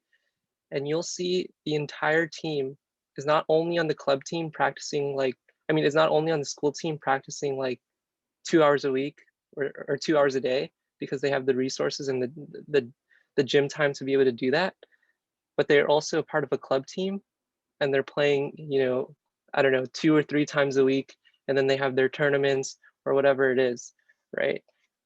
And if you think about that and you're not a part of a club team and you don't, you know, play as much on the school team already, and you're not playing on the weekends at the beach with your friends, then you have some catching up to do, right? And the only way to do that is to just put in the hours, right? Whether if it's going to practice every day and just being consistent, whether it's, you know, just peppering with your friends like outside of practice or having volleyball conversations, just being around volleyball more. If that's the type of person you are where you kind of have to seek extrinsic motivation, then I think that's what you should do. Oh, I remember this video. Yeah. I'm muted. And this is just bouncing off one thing that Mathieu said, and I'm going to butcher this quote. The pandemic has allowed me to have a lot of free time to do various things. And one thing I was doing was looking at the history of the city section and some of the coaches that came before my time that I wasn't even aware of. And there was this really good coach that was at Roosevelt High School. I actually reached out to him on Facebook and asked him some questions about, you know, how they were able to just be good back in that era consistently. But he was quoted, and this is part of the reason why I contacted him on Facebook, was because I found a quote in some article from 1985 or something like that. And it was after they had won like a 3A, a division title basically in CIF, and got a state game. And they went to the state game, and then and this is something that a lot of schools are familiar with, is just the difference between level of state play. And that goes into part of what Matthew's talking about is, and another thing that I was talking to someone just yesterday about the Tiger Woods approach, which is kids starting at such an early age now. And it's hard to play catch up when someone is putting, even if you're only touching a ball for 10 minutes a day, but if you do 10 minutes a day from age 4, that exceeds all the time that you would be able to put in from 9th grade on to your senior year. But the quote was, because they lost the state game and they went to one of the beach cities. And he said, or was quoted, at Roosevelt, volleyball is recreational. Down here, it's a professional job. It was something of that nature, which just, he kind of painted the perspective that the coaches and the players in certain areas put on sports. And that might be crazy even from the perspective of an Eagle Rock volleyball player, considering we do a lot. You know, we have open gyms and we travel and we scrimmage and we have practice a lot and we're out on the grass when we don't have a gym. But what Mathieu said is there's a layer or a couple layers on top of that even more, that not only started in 9th grade, but started in 8th grade or 7th grade or 6th grade or 5th grade. And then we're in this game of where we're always trying to up the ante. We want to play and beat better and better teams because that's the satisfaction. It's great to see how good we can get, because once we get to one hurdle where there's no satisfaction beating our JV team, no offense to our JV team, but you know, when we're in practice and we beat our JV team, we're not going to go home and say, hey mom, we beat the JV team today. You know, that's not going to offer us much satisfaction. And we're always trying to up the ante of who we can beat, because that's part of the game that we're in. And the hard thing is we're competing against those extra layers of this. I sent this clip to Mathieu back when he was in high school, and it's in our instruction playlist, but I think it was spring break. It was one of those breaks. I opened it up. Hey, let's go to the beach. We went to the beach, and there was a group of guys that ended up going to the beach. It was like 5 or 6 of us, and we set up our own net and we played on the sand. And behind us, and we were all playing, but I was also just looking at what's going on around us. So this was behind us. Actually, in front of us, there was another group of high school students that were on the beach that set up their own net that was playing a competitive game of doubles on the sand. And in high school, calling out where they were blocking in a competitive doubles game. And to me, that was a perspective moment. It was like, well, these are high school players that on their own outside of me decided to go to the beach, and that's what they do on a Saturday. Let's go they brought their own cooler, they brought their own canopy, so they were covered up so there was no sun when they were waiting. There's food there, and they were playing, and they weren't messing around. It was focused play. That was in front of us. Behind us, and it's a shame that I didn't record that too. Behind us was this, and this was just some guy out there who's a setter who by himself has some balls and is just practicing setting by himself. And it's hard to beat that. I mean, because that's you talk about motivation. That might be the highest level of motivation. And what Mathieu said is, yeah, if you can trick yourself into, I mean, hard work is a prison sentence if it doesn't have meaning. That's a quote that I've used on the team. If you can trick yourself into not thinking any of this is work, and you're just, it's amazing how good you can get. And yes, you think you're plateauing, but you're always slightly getting better. And then one thing I think Mathieu said about Jade was, hey, maybe you don't get those kills in the finals out of the pipe if you didn't put those little extra reps in. But you never know when those extra reps are going to help or not. And that's the battle that coaches try to have, motivating all of our players. But also the motivated players, they might see this as, I call it having like the coach's mindset as a player, is seeing that, well, yeah, it's going to come down to 2 points. And the more you play, you realize that is the close games come down to these thin little margins about one missed serve, or did we get that let serve that trickled over? And why did that happen at that moment? What if I would have been aware and I got that play? And how many times do we need to replicate that in practice to get to the point where it's more likely that we make the play in that crucial moment? And that's one of the hardest things, is just itching, is slowly but surely, you're talking about millimeters at a time, trying to get to maximizing that. And everyone's trying to do that. But it's so hard when, if you look at this, I mean, this guy's out here by himself and he's in a bad situation. I mean, a lot of us don't like grass volleyball. This is the beach. You guys know this. Playing in the sand is a whole different ballgame, and it's sometimes it takes a lot to enjoy it. So those are just examples of things that you guys had mentioned that, you know, I thought of when it comes to motivation. So, but there's one thing that I wanted to follow up on, and that was, we mentioned that you guys all were sophomores on a varsity team and were playing up at a younger age. How do you feel that your poise and your nerves changed from sophomore year to junior year and then to senior year in performing in stressful situations? So close games that matter, the butterflies that might be in your stomach before the game, or maybe in the middle of the game. I mean, I tend to believe that once the game starts, it just goes. And a lot of that comes pre-game. But again, I haven't played in such a long time. So I kind of set that up to you guys for discussion. What do we think about that? I know for me that a lot of it, definitely I was less nervous my junior and senior years before games, because I think my confidence as a whole, like as a player, came from the fact that I knew that I put the time in. I think that's the single biggest factor in my confidence, like knowing the fact that like you were in the gym, you put in the time, knowing that you like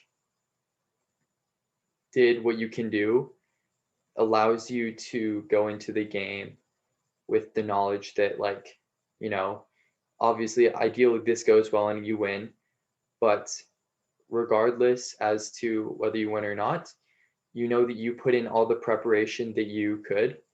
And I think that's for sure the biggest like change. I think obviously like I was putting in time and I was seeing improvement like freshman and sophomore year, but because, you know, you see that you get better, right? And I felt like I was actually able to do more my junior year. I think because of like a combination of those factors, knowing that I put the time in, I think that really helped me. I think in like leveling my nerves. obviously, like there's still games when I was nervous, like leading into the that championship for that tournament, like there were definitely nerves, but I think knowing that we got ourselves there, we worked together as the team to like make sure that was able to happen, followed up by just like just I feel like just the idea that you put in the time that you could and you did your best leading up to this kind of gives you the confidence to know that you'll do your best in the game, win or lose. I think that helped me.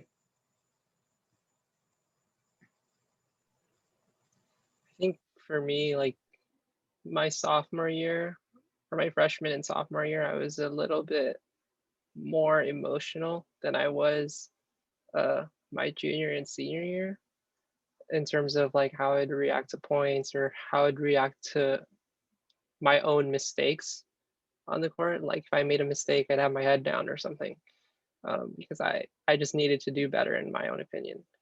But I think as I got to my junior year and my senior year, I kind of started to like settle into my own skill, I guess, and my personality. And so there's like a quote. It's like, I think it goes something like, fly too high and you'll get burned by the sun. And then it's like, fall too low and you'll drown in the ocean. So it just kind of refers to staying in the middle and then writing that out. And for me, I would never try to get too high or too low in games specifically. I would just try to be level-headed. And then from a leader, a captain perspective, right? Like it kind of goes to like body language, right? If you're the so-called captain of the team, you don't want the rest of the team to see you panicking. That's kind of like that kind of gives off the wrong emotions to the team, right? You want the leader of the team to have great poise, because to me, kind of what encapsulates leadership is this idea of just leading by example. When I was the captain of the team, I don't think I really said anything to anyone. Like, I don't really think that I told anyone what to do. And I think it only happened maybe 1 or 2 times. But other than that, it was just, okay, how can I show people, not tell people like what to do? And then going back to the emotional aspect of it, I think it was just about staying level-headed, because when you're in the game, you're in the game, and that's your main focus. And I think we're kind of talking about pressure and confidence. In terms of pressure, I never really felt too much pressure going into games too. I always felt like if we were going to play a team, we had some chance. Like it wasn't like hopeless ever, right? I think that's a terrible mindset to have, actually. But I think that I trusted my preparation enough to be able to have confidence in the game. And also, when you get to the game, you can either do 2 things with pressure, in my opinion. And also, I believe that no one can put pressure on you, right? There are these external influences, and people are going to say things, people are going to put expectations on you, but in the end, it is up to your own interpretation, and how you want to deal with those external influences is up to you. But in the end, you're going to be the one that's putting pressure on yourself. And that's kind of controversial, but that's just the way I kind of see it. And so when you get to the game, you can either just ignore it completely because your greatest desire is to win. And if that's your greatest desire, pressure, anxiousness, and nervousness doesn't even matter, right? Because you're just so focused on doing everything that you can to win. Or you could be like, this is kind of on the rare side, but you could channel that pressure, right? People like Kobe or LeBron or Michael Jordan, like these are the greats, right? When they get pressure, like they just use it and leverage it to their advantage, right? And so to me, you can either ignore it or channel it. So that's how I kind of dealt with confidence and pressure. I was kind of jumping around, but that's what I think about that concept. For For me personally, in 10th grade, or well, 9th grade was probably like my weakest emotional stability, I guess. But 10th grade was also where I was still weak. I still had a weak mentality, I guess, because I put all this pressure on myself, and having that, being on that older team added to that pressure. And one of the stories that, like, I guess was my biggest time where I was the most nervous was when it was the state championship game, and like the size of the stadium, the drive that it took, and just everything that could have happened wrong, it felt like that's what was happening on the court. And so like I remember feeling like I was just a person, like I was just filling a position on the court, like I wasn't really doing my part. And so like now that I look back on it, I can think like I already went through this terrible experience where I felt like I was doing nothing wrong, nothing right, and that I like completely lost all my volleyball sense. So I think that really helped me when the championship situation happened, when Wendy went down, because every single time that I felt, I guess, nerves, I would have to look back at that state championship game where it's like once I compared them, that completely got rid of my nerves because I went through that situation. So it was like a make or break situation. Like like I felt pressure in the championship game, but like all my experiences up until that time like allowed me to still, I guess, play the same as if Wendy didn't get hurt. Well, just from the coaching standpoint, actually, go ahead, go for it. I think similar to what Matthew said, and more in reference to Jade, I think pressure can elevate your play. I think when you know that there's a lot on the line, I mean, it depends. Like I think it can break you, or like when there's a lot of pressure, you can either like crumble underneath the pressure, or like Matthew said, you can use it to like fuel it. And um, I think there are just different times with different players. Like they take the challenge of like whatever situation they put in, like with Jade, Wendy goes down. That's like a big part of the offense that has just disappeared from the game. And now you have to take up a bigger part of it. So I think some people get eaten up by the pressure, and I think some people definitely can handle. And I think that once again, it comes from the preparation. I think if you felt like you weren't prepared and you weren't like able to do it, I think if you were already uncomfortable with your skill set and like what you could do, I think pressure like that will crumple you as a person. But I think when you are comfortable with who you are as a player and your skill set, and you're confident that you can do it, I think definitely it can be used as fuel to elevate you to another level. Like I know it's not necessarily volleyball related, but like people under pressure, they can do different things. They can output different levels of force than normally people would be able to. Like people lifting cars off of other people, stuff like that. It's like normally you can't do that, but when you like step into that pressure and you really take it on, you can do some incredible things, I think. Well, I think a little bit of what you're talking about is we tend to set these, and this is that Flappy Bird effect that I've talked about before, or the 4 minute mile. Is I think all of us have these standards that we feel like we can't eclipse, but then they're always lower than what they really are, and that comes with time. And sometimes maybe it's the I'm not a psychiatrist or psychologist, I don't understand that, but it's like when we procrastinate, it's amazing how we're able to overcome other obstacles when we don't need to get something done. Suddenly I'm not as tired because I'm stressed. I have to get this in, or all those things, excuses are out of the window. And I think that's part of it, is just like you raise your level because you have to. And it's almost a survival instinct that we have. A couple things that a lot of you guys said that I was writing some notes on that I wanted to mention was, I think Mathieu was talking about confidence.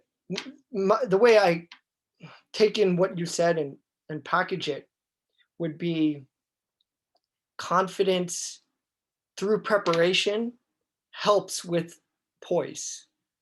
I don't know if you agree with that. And part of the reason why I want this to come from you guys is, quite frankly, I don't have a lot of experience as a player playing in competitive situations because of just what my high school athletics journey was. Now, as a coach, obviously it's a little bit different.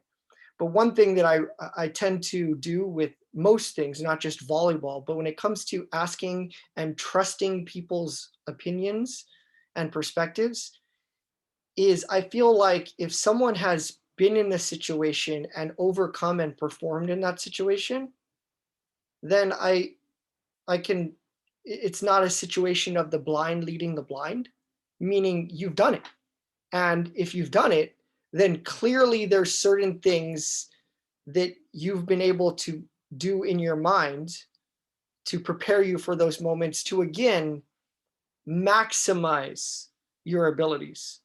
And it doesn't mean that it's going to be black or white, boom, all right, well, I'm performing 100%, there's no nerves whatsoever, because the more that I've studied athletics or performance, most people that have broken world records in things still admit to at some point being nervous, either before or during or whatever it is. And it's more about, and this is, I don't know if people think it's corny when I say it, but and I've heard it from a very good coach, is you have the butterflies, but can you control them and make them dance?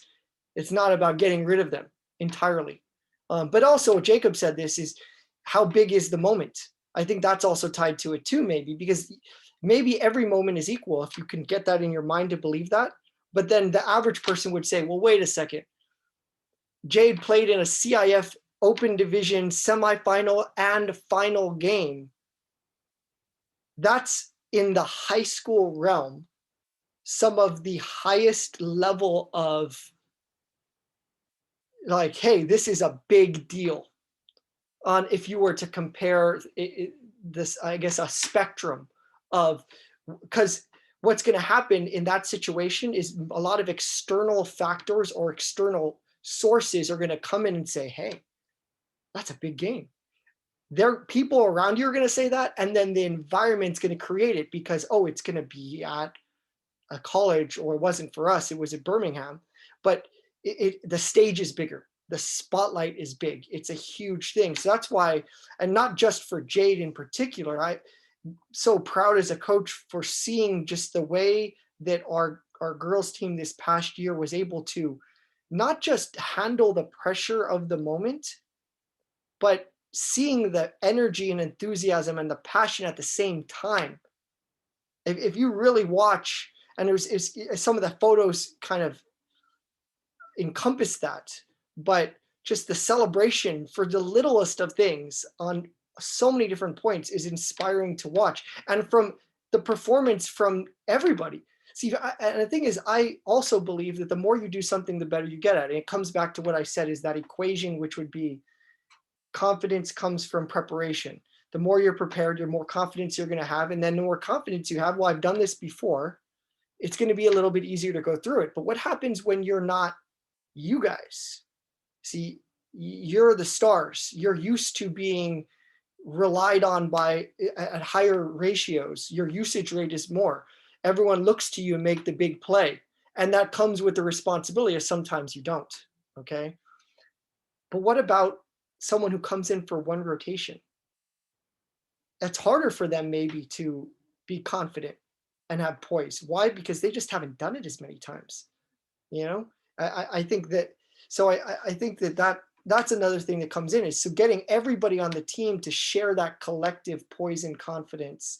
And that goes back to what I think what we talked about a little bit earlier, was the being a leader and getting everybody on the team on the same page. If we can share in that, this culture of how we deal with those pressure situations, I think a little bit better. I don't want to talk too long, but yeah, I think that's what I mentioned, was trusting to bounce into a different direction. Or if you guys want to go on the same thing, if you thought about anything that, you know, while I was talking or before, is what's it like to have a really good game and be in the zone? And then what's it like to be in those games where nothing goes right? I mean, has that happened?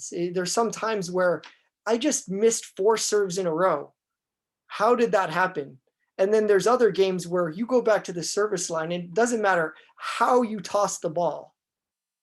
It's a good serve, or maybe it's taking the other team out of system, it's an ace.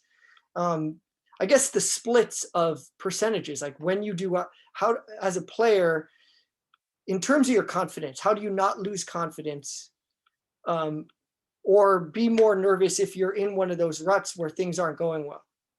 What do you guys have to say about that?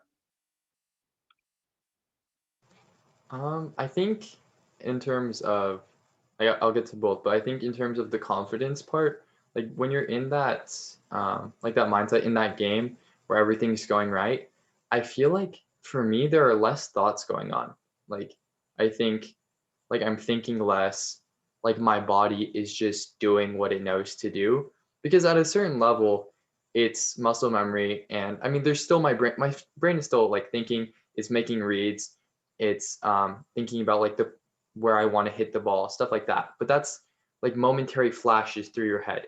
But like the rest of it, it's just like my body is just, it feels like my body's just flowing. And it's like, it's kind of like another, not another state of being, but like it just feels really different when that game is like insane for you. Like you don't have to like really focus because your brain and your body is already so tuned in. Because I know for me throughout playing, it's like I had difficulty focusing on like the ball and like making sure I was like paying attention all the time. Even in like high level games, it just was easy for me to get distracted. So I think when I'd have those games, my like entire being was just like locked in really. And like it all just flowed together. And yeah, so I think it was just like less thinking going on with that. And then like on the opposite side of the spectrum, I think when games would go really bad, I think they can go worse because of how much you're thinking. I think, I believe when you have a game, you feel like you're doing poorly, you're hitting the ball into the net, you know, missing serves, shanking balls, whatever it is. I think you can get yourself into a mental rut even mid-game where it's just like, I'm doing so horribly, nothing I'm doing is going right. I'm losing. Like the worst thought I think that I've had mid-game is like, I think at one point I was like, I'm literally losing my team more points than I'm getting them.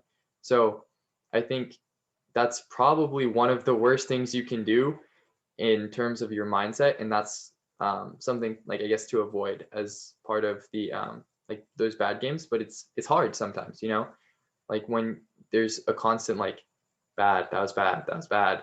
It's hard to keep your mindset really good. But if you can, then that's great, you know?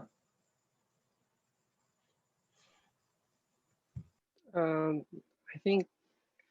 think confidence is very personal, and I think everyone has a different way of kind of bringing their own confidence level up. And I don't know if confidence is necessarily like, I don't know if it leads to your best game. Sometimes your best game was just your best game because, right? Like I don't know like why I played so, like why I had the best hitting game of my career, like at the beginning of the season on a day where we had dust bowl when I woke up at 5 in the morning or 4 in the morning to go practice. Like it was just the most hectic day ever. Like if I were to pick one of the days that I would think I would have my best game, I don't know if I would have picked that day.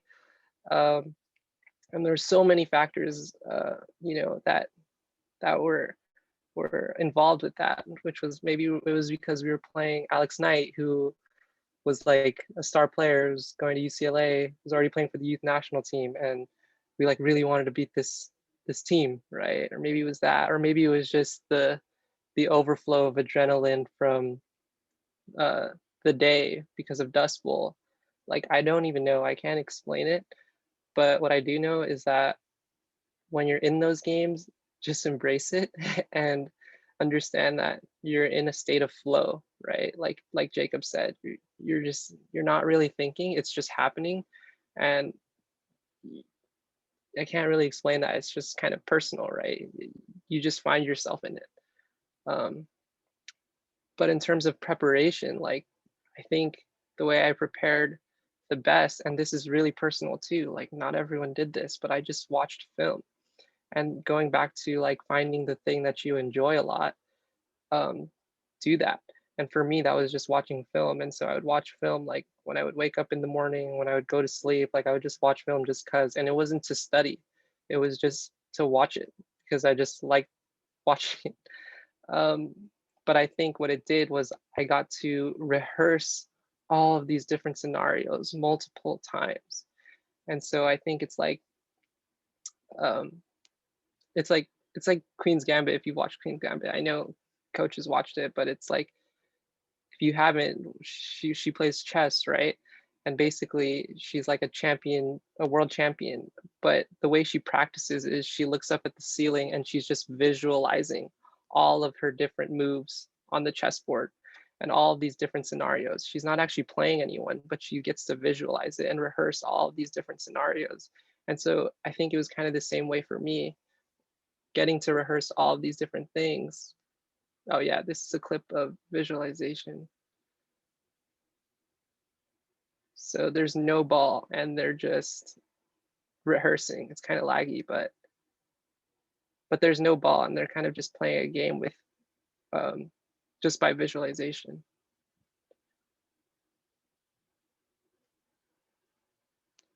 Yeah, so I think that's like a super great tool to use, and you get to exert no physical energy.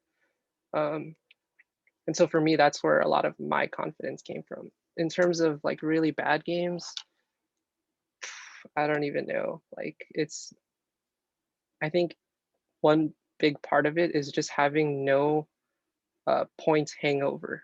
Like, if you lose a point, it's gone, forget about it and move to the next one. I really like using basketball analogies because one thing I see a lot is like when someone scores, boom, they just take out the ball right away. It's crazy. And they start running back to the other side of the court.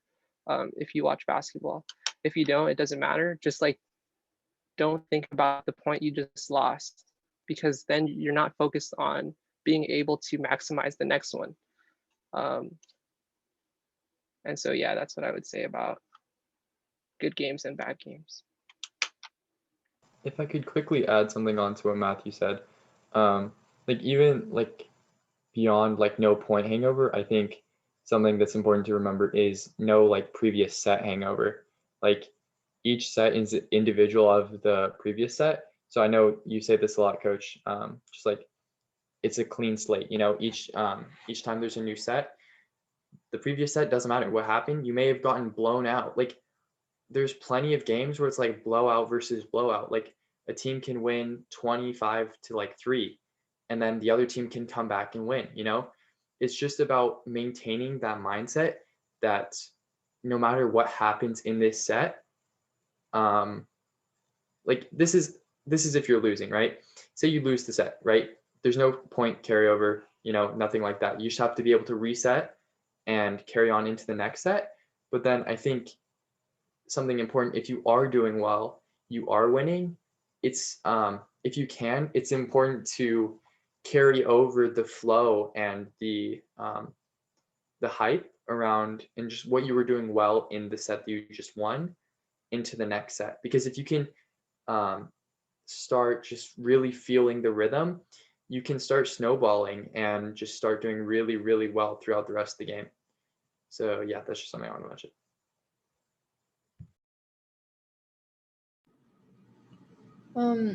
Well, to talk about, I guess, about what Matthew was saying about having like the confidence to just shake it off, or like basically just clear your mind about the previous point. I think another thing to add to that is that what I had to do was like fake it till you make it. Like there were multiple times where I felt like things were going wrong, and I just had to kind of like just try and not show it that I was getting frustrated at myself, or that I was like, okay, like everything was okay. Like even if I messed, like I remember in the Cleveland game my junior year when it was the semifinals, and it was like the last set when, like, I guess the opposite of what Jacob was saying about how you lose the first two sets and then like you win like the last three. That's the exact opposite that happened to us that year when we won the first two sets. And then like I remember not performing well that game. So that game was, I guess, not my best. And so I had to like keep telling myself, like, you're doing fine, like you know what to do. And so I just, even though like I was messing up a lot, I kind of had to just kind of push through, because there's not every game is going to be where you are performing your best. Like there's always going to be games where you're just like you can't do what you think that, like what you know you should be able to do. That's not how it works. And then also for what Jacob was saying about how when you're in that I guess mindset that you're not thinking when it's like when you're in a good game that you're having, I can relate to that too as well. Like your mind just kind of goes blank, and each point that you're doing, or each action that you're taking, seems like you're not even wondering about it, or thinking, how am I supposed to do it? Your body just knows how to do it. Like on the normal, like sometimes you have to look at the set like, oh, when am I supposed to take my approach, or how am I supposed to position my arms to pass the ball, etc. And I think that once you have that mindset where like you're performing really well, then you're just on a complete high and you're able to perform the best that you can. And I guess that can also add to having the confidence, and also all your previous experiences that you've done, like all the touches that you've gained, that also adds to how you're able to have that adrenaline and that high. So taking some notes from some of the things you said collectively as a group that I was thinking about, from the visualization thing, and this is more of my perspective, but I do suggest, and I think that everyone on this panel has more than some of their teammates seen in high school volleyball from more of a coach's mindset than, or with a coach's mindset and a player's mindset. And I encourage players as much as possible to try to get that other perspective, because you see things a little bit differently, right? I mean, and to me, this is the best visual way to see how perspective changes your viewpoint. But hike up the Oxy Hills and look at Eagle Rock from the backside, and it seems foreign. And the same thing is true, I think, with knowledge. And when you gain a certain, maybe it's through a failure, maybe it's through experience, but eventually you see it a little bit differently, and it might change the way that you approach it. Okay. But anyway, for me, from the coaching standpoint, there is visualization and preparation that I'll do too. Well, how do I not be nervous for games? And I've found through that equation of the preparation is, well, you can only do as good as what you've prepared for and what you are at that particular time. And if I can visualize all the scenarios or potential scenarios, but this is just like a player, the more you play, the more you experience all the different random things that can happen in a match, in a game.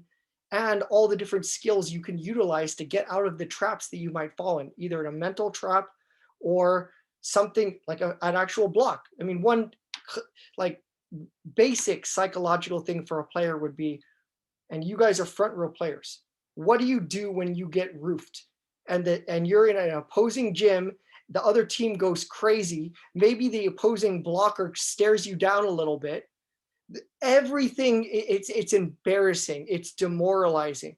How do you deal with that scenario? Well, if it's the first time it's ever happened to you, you don't necessarily know. You're kind of solving that problem as is on the court. And the more you have to problem solve on the court, the less you can be in that flow that you guys are talking about. I think that flow is really important, where I'm just playing. I'm only moving forward, as Jacob said, is I can't have previous point hangover. I can't have previous set hangover. I'm just going. But experience helps us visualize those scenarios. From the coaching standpoint, what are all the possible things that can happen in a game? And one thing that I've started doing the last 2 or 3 years is, here's the whiteboard. This is what we want to do. Well, the other side of the whiteboard is, that's what the other team's whiteboard is of us. Hey, Jade only likes hitting at angle. All right, we're going to take that away from her. The question is, are you prepared for that to happen? Because if you're not prepared for it to happen, then when it does happen, that might shake some confidence. It might shake some poise, because now you're problem solving. You're in a situation where I don't know how to get out of it. And sometimes you can't just quickly solve those problems on the fly.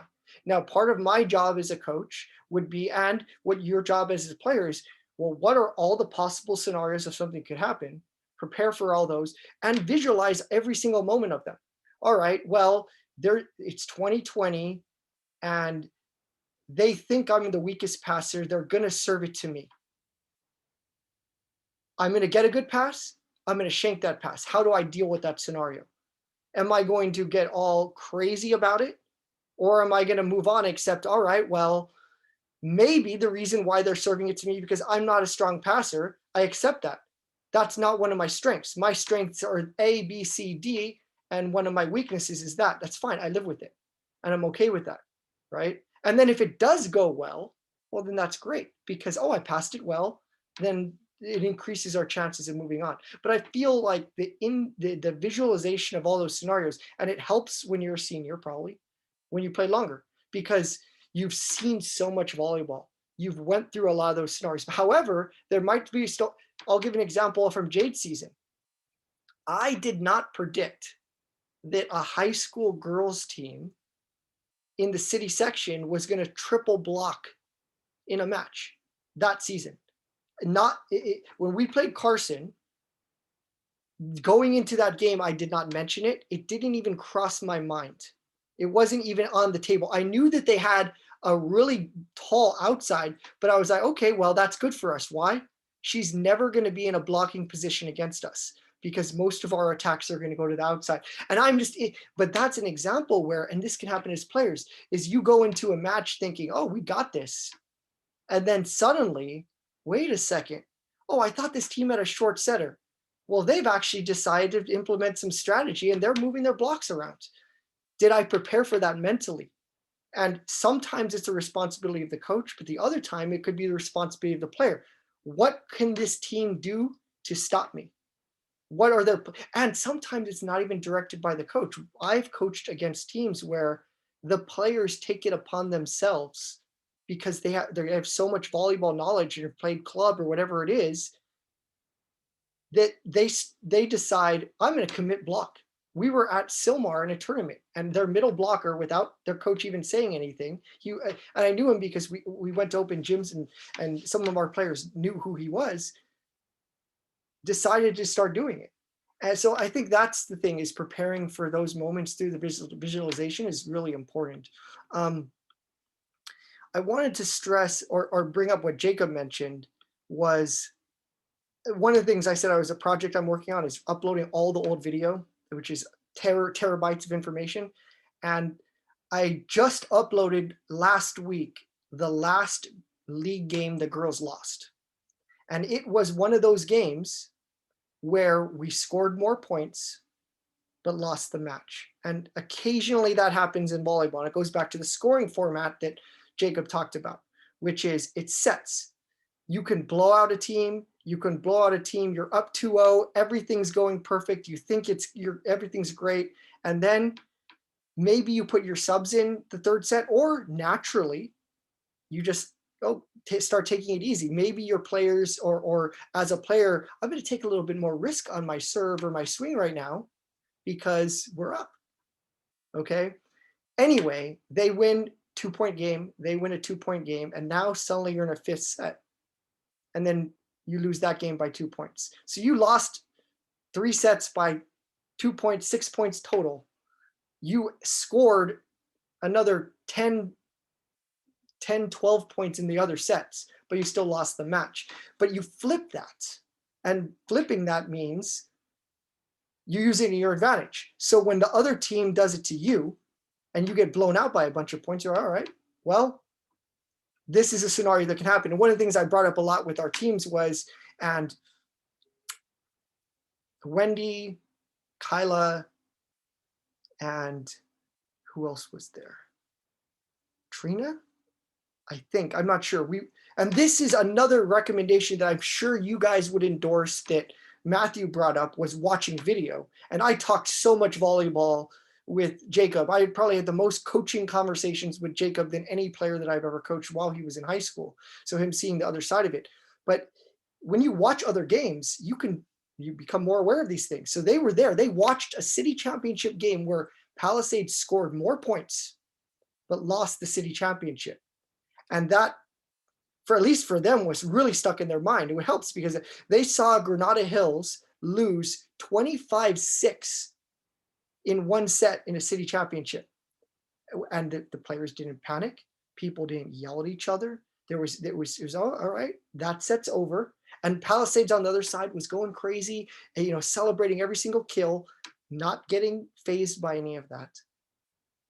Get it to the fifth set, and they end up winning that match. And I think that maturity is something that's really important to understand that Jacob brought up. And then the last thing I wanted to bounce off of that was, just as I think it's hard to play well when you just lost a set, I think it's the opposite. It might even be harder. Is I'm afraid when we come off a big emotional win, that it's hard to refill the cup and be ready for, especially at tournaments. But like when we beat Palisades in the regular season, it was a Wednesday game, I think, for this past season, girls volleyball. I'm immediately afraid of the next game because you're on such a high and everything feels really well. And it's so hard to raise that same energy and enthusiasm again. And maybe the most competitive players can do it, but there's a certain amount of emotional energy that you exhaust and when you really are invested in a game. And I think that sometimes is tough. And it goes to what Jade was saying is, yeah, you go up 2 sets and you can get in this state where, okay, we're done. But then the volleyball gods play with you. And suddenly everything starts going wrong. And then in mid-game, you have a flip of the switch where everything's going right the first 2 sets. And now it's the third set and every hit is out of bounds. Every pass is a shank. What is going on? And just that's preparation though, is am I prepared for that moment? When that moment comes. So I'm not sure if you guys want to bounce off any of those extra points that I just made. One thing about watching video is, I know something that's really easy to get sucked into is, I think for the most part, when people go and take a look at video, they go to look at what they did well. And I know I did that as well. It's like, okay, I know that I absolutely killed the ball or I 6-packed somebody in a game, right? I go back, I look at that, I go by it. There's times I would look at something, I literally tap through it frame by frame. I was like, yeah, that's pretty sick. But then I forcefully ignore that, the play after that, okay, I shanked the ball, or something like that. It's just when you're looking at video, it's important to make sure that you're not just looking at what you did well, but rather the game as a whole, and also what you didn't do well. I think that's the most important thing. I mean, like, honestly, it's good to reinforce with yourself that you did something well, but you also can't just ignore what you didn't do well. You need to see it, acknowledge it, and then learn from it. And that's something that I would definitely recommend when it comes to watching video.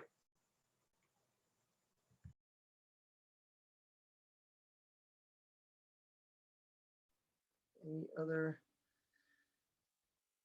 I have a couple other things that I want to, and we're approaching almost the 3-hour mark.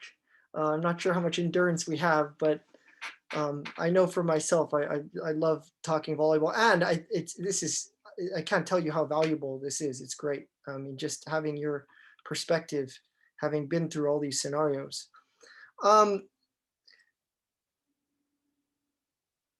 I guess this is the question that I would want to, and this is kind of a harder issue to address, is how do you deal with the comparisons between other players? And I think that's sometimes can be a problem on a team, is you're being compared to a previous player or someone else on the team, and managing ego, and like how did that affect your progress and your ability to maybe form a good team, or your confidence, when sometimes you're being compared as maybe not as good of a player, but then maybe it flips, and then now you're being compared as the better player? What do you guys think about that topic? I think avoiding those conversations as much as possible is the best thing you can do. Like, if somebody's asking something that's a potentially divisive question, you should try and shut it down as quickly as possible, because that's not going to be, like, if someone's asking that, they're looking for something juicy to talk about realistically. There's not anything productive that's going to come out of comparing yourself with your teammates or really anyone. It's not a productive thing to do, and there's not a lot of good that comes out of it. But if you do find yourself in that conversation, I think you always need to make sure that you're moderating yourself, and like, whatever situation it is, like, say you're the better player, you stay humble, like, if someone's asking you, they're telling you that you're a better player. I mean, it's not bad to necessarily acknowledge it, but it's better to, like, stay humble, be like, thank you for thinking that, or whatever. Like, I try to, like, you can even say, like, I try to stay out of conversations like that. And when you're the worst player, or, like, hypothetically, right, say you're worse than the player that you're being compared to, it's I think it's easy to build up resentment for that person that you're being compared to, because you're considered a worse version of them, or, like, you do things worse or whatever. I think it's easy to build up resentment, but I think as best as you can, just try to not, like, let that get in your head, and just know that you're doing your best.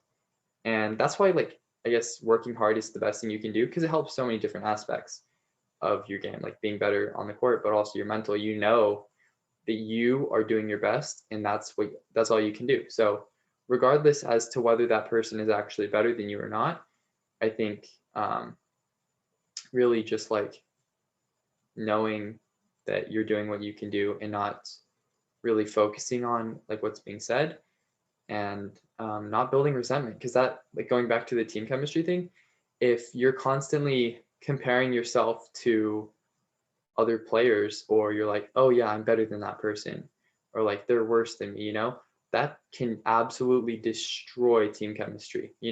It's like, realistically, like, you can know within yourself, that you're better than players, right? Like, if you're the best player on the team, most likely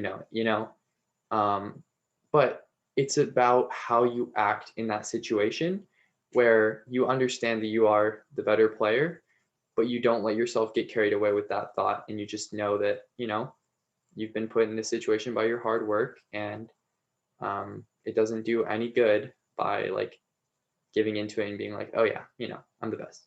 So That's kind of my thought. Do you mean like comparing like within your own bubble, or just comparing in general to anyone, or I just want to make sure I understand the question. I would say just take it however which way you perceive the question was. I mean, for me, it's, I guess, comparing the pitfalls of how you can lose motivation through not feeling like you're living up to the comparison of somebody else, or when you are being compared to somebody else, maybe your ego taking over and it not even being aware of the fact that it could bother other players. I mean, there's so many different ways that it could go. I mean, one of the things I believe is comparison is the thief of joy, and I think that that's something similar to what Jacob had said. But no matter what, comparisons come, and they come from everywhere. Everyone loves doing it. Parents will do it. Teammates will do it. You'll do it yourself. Other players will do it. Other coaches will do it. Oh, that outside hitter versus this outside hitter. And then naturally, no matter what happens when there's accolades that are given at the end of the season, well, this person's in this, and then you have to rank. And our society, as in general, likes to make those rankings. So what does it do to mess with our minds? And how can we, in any way, make it a positive, as opposed to maybe, and I would just say that there's probably more negatives that can come out of it than positives, but are there any positives that can come out of it? So yeah. Right. I think this is also kind of personal, because for me, like, I was able to use this as kind of motivation to become a better volleyball player. And the reason is because, and this is not to like gas myself up or anything, but when I was a freshman, when I was a sophomore, there was a lot of people who, you know, came to me and said like, oh, like, you're a natural, you're a prodigy. And like, for me, I was like, you know, I was getting all of this, like, this confidence from other people. And so like towards my junior and senior year, but actually going back in my sophomore year, I like gained some newfound perspective when we were watching film in Miss Simonian's room one day with, this was my sophomore year, with all the guys and all the seniors. And I think I was the only sophomore in the room. And then we were watching Palisades film. And then that's when I found out about like Marcus Partain and Akil Tangitzer, who both now play D1. Marcus is actually a pro now. And I was like, okay, like now I have something to look at and compare myself to, since no one in my local bubble will tell me that I'm not good enough at something. And I don't think I have a memory of anyone coming up to me at Eagle Rock to tell me that like, hey, Matt, like, you're kind of lacking at this, or you're like not good at this, or like, you know, like you're not a good enough passer. And I wasn't, like, and I definitely could have worked harder for those things. And so for me, this is very personal, right? Like, I had to look elsewhere to motivate myself to get better, because if everyone is telling me, you know, that I'm already the best, like, well, how do you like not let that get to you and keep your ego in check? And I would say just look outside. Like, there's so many people that play volleyball that are better than you, and chances of you being the best are so low. Like, look outside and you'll really see like how good some people are at volleyball. And so for me, comparing was actually my way of motivating myself, because I didn't get much of it. And I say this lightly because I know that there's some people like who get those comments, who get those negative comments, and it's not enjoyable, right? Like, some people will get comments like, oh, you're not good enough all the time, right? And I'm not saying that I wish I had that, but I'm saying sometimes having a level of that is okay, because you can use that and really motivate yourself. And so for me, comparing was kind of my way of getting better at volleyball. So yeah. If I could add on to that briefly, I know like with my experience with volleyball, like starting from freshman year, me and Josiah were like the two freshmen who were kind of, I guess, like better in some way, or we were on JV and we were playing, and I think that like my relationship with Josiah was one that started off very competitively, and it definitely pushed me because I think as a whole the perception of me versus Josiah like early on was Josiah is so good. Oh my goodness, look at him. He's so natural. He jumps really high. He hits really hard. And it's like those attributes that are really like show like stopping in some ways, you know, like in a game that like really look cool. So like in some ways, like I would see like that stuff and like hear what people were saying about Josiah, and I was like, okay, like I'm gonna do that, you know? Like not necessarily that my focus was on becoming better than Josiah, but it was like it gave me because I just wanted to be the best I could be at a certain level, but like it gave me kind of a internal like opponent because I wasn't like vocally like, oh yeah, I'm gonna become better, you know, I'm gonna like beat Josiah because that wasn't even my mindset. It was something for me to compare myself to like Matthew was saying, like to motivate myself to get better because like having someone, and it's really nice because for Matthew, I know it's like they're on Pally, it's like you don't really get to see them frequently, you know, maybe you play them once a year, maybe you see some film from some other coach, you know, but at the end of the day, it's like Josiah was right there alongside me and we saw each other develop. So like seeing him develop and like seeing myself develop, it was like it was like a competitive rivalry within the team, but like friendly at the same time because we were still friends, but it's like we pushed each other to get better, if that makes sense. So I think that was like one case where comparison was good for me, but overall I maintained the idea that in the most part, I feel like comparisons don't really help too much.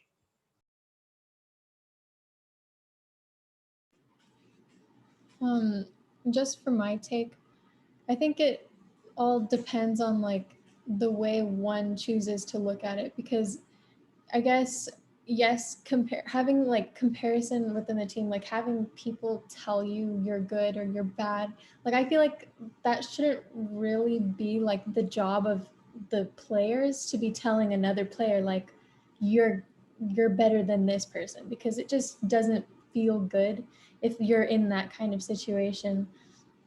But also like what Matthew said about how there's always going to be someone better than you, so you should try and just change your perspective and also realize that there's going to be people who are better, like let's say for example some people are going to be better at jumping, like they naturally have higher verticals, or some people are going to be naturally better at passing, etc. So it's just it depends on like how much work that you want to put in, and also like if you're going to let the comparisons get to you, which I know is hard to deal with, but like just try and have a positive mindset throughout, even in the negative situations, is I guess what I would say. Yeah, and I think at the end of the day, to sum all of that up, is like the only competition is yourself. So like do you have the will to get better and ignore all the noise and then just focus on becoming the best you can be? And for me, it was like setting realistic goals. Like I never thought that I was going to become as good as Marcus Martin or Akil Tangatur, but I was like, okay, well, they're at this level, like can I at least like get close, like somewhat close, like, but I didn't think that I was gonna become, you know, like D1 or like um, um, play elite level volleyball or anything like that. And so, yeah, that's the last thing I'd add on. Okay, so I have a tough question that's related to what we're talking about. And again, if you can try, maybe it didn't happen. Each of you, can you recall a scenario or a situation or a story when you accidentally or purposely made someone feel less through some form of a comparison, whether it's a direct comment, an indirect conversation that we all know? I mean, for the most part, most conversations you have that involve any level of gossip, meaning you about this person or this about this person, usually completes the full circle. Okay. In the adult world, and then also when we're in high school. Meaning, if you were to say something about another player, there is a pretty high chance that a version of that is going to get back to them. It might not be the exact wording and tone or whatever it is. And that's one of the tricky things too, because it's the game of telephone. So yeah, that would be one, is a situation where you inadvertently or it made a mistake and did it. And then the flip side of that, when that happened to you. And then this is not in no way intended to throw anyone under the bus, but I mean, I feel, and I was it Jacob or was it Matthew? I'm not sure. Transparency, I feel, is one of the things that I try to focus on with our program and our culture. And sometimes that can be a hard thing, but I do think the elephant in the room is the thing to talk about, because everyone knows it's there. You might as well address it. That's the set. What do you guys think? I guess for me, I know that there was one point where, or like it was for a bit. Like Timmy was one of my best friends, and like he would, I think it's fair to say, and I mean, I told him this, like he was really, really confident person. I think we can all recognize that. And sometimes maybe a little bit too confident. So at least in my view. So I think that there was a time or two throughout high school where I would get a little bit annoyed and I would knock him down a couple of steps. And like that's not a good thing. But I think like he'd get a little ahead of himself. He wouldn't be focusing on the bigger picture. And I, for some reason, felt like it was my duty as his friend to like kind of like, hey, no, that really wasn't that good. So that definitely wasn't my best moment or moments, because I know it happened a couple of times. But yeah, that's a time that happened, I guess. And then the other way around, I don't know. I don't feel like, I mean, I'm sure it happened, but I think I probably either blocked it out or just don't remember it happening. If someone was like, no, I think, no, there's a fair amount of comparison between me and Josiah. And I think for the longest time, like the general consensus was just that like Josiah was better and stuff like that. So I guess it's not like a horrible thing, because it definitely fueled me to get better. But yeah, there's that.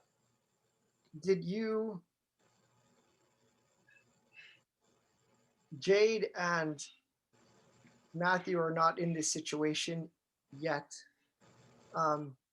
Did you have issues with comparisons within your own family? Oh, yes and no, because I think the most, like Nicole was, she was older. We were never on the same team together. There wasn't really that much to compare. But I think with Michael, like for a while, everyone was like, okay, like Michael is the best Hancock, you know, and like he's just better. So like that was frustrating. But I think over time, as I got older, as I got better, it kind of shifted, I guess.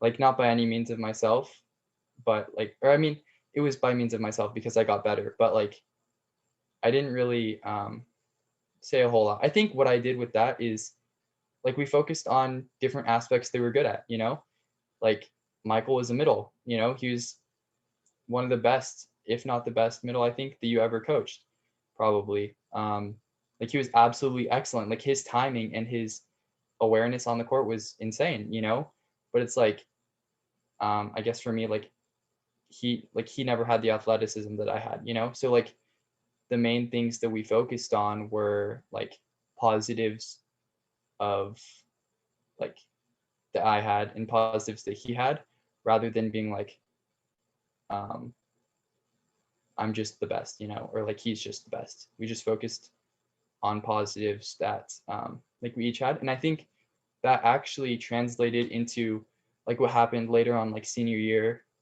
like with Josiah, like, because people would bring it up, you know, like who's better than who, like blah, blah, blah, like who's outside one, stuff like conversations like that, as they do, right? And I think what I turned that into is like, you know, Josiah is a really, really good defensive player. Like when he's trying, one of the most insanely like mobile like defenders I've ever seen, you know? But and like, I don't know, I'd say something about myself, you know, just balance it out, because there's no point in putting, like, this was like I guess an evolution of myself as a person and maturity. Like this was after the times when I would put Timmy down, you know? I would just like, at this point it's like, why put him down or put myself down, you know? Like just level the playing field. There's no point to elevate myself or elevate Josiah. Just leave it how it is. Be real with it, you know? And like every time I said like I felt like Josiah was really good or like way better than me at something, it was honest. Like just like as we mentioned, like full transparency. There's no reason to like be fake about it. I don't know. That's kind of my view. And let me just jump in for 1 second. I don't want to cut you guys off, but referring to what you mentioned about we all have different strengths. And this is a quote only in the last 3 months that I became aware of. And I'm not going to get it perfectly because I've only reiterated it a couple of times. But the thing about envy and comparison can also be about envy. It's kind of, well, why does this person have this and I don't have this? And envy is only comes in a complete package. Is you can't selectively envy a person, because you have to, if you envy them or a certain aspect of their abilities that they're able to do or what they have, well, then you need to take on their entire being, because that comes with their who they are. You're doing this unfair mental ninjutsu in your mind by selectively choosing this element from this person, this element from this person, this element from this person, saying, well, why don't I have all that? Well, who does? I mean, yes, there's probably one person out there that has all of those different things, but it's about balancing the different strengths that each and every one of us have. So yeah, what do you guys think? Yeah, I heard about that quote too. I think you're referring to like when we tend to compare, we tend to compare with one selective domain, and like we ignore all of the other aspects of their life. But if you're truly envious of someone, you would have to be willing to compare or switch your entire life for theirs. And if you're not willing to do that, then you shouldn't be envious at all. But in terms of what Jacob said, I think like it summed it up perfectly for me, because I think it shouldn't matter, or you shouldn't care at all unless you're going to use comparison for good. And you probably shouldn't use it within your own team anyway. And so I think that's all I have to say based upon that. But in terms of me making someone feel lesser, it wasn't through comparison.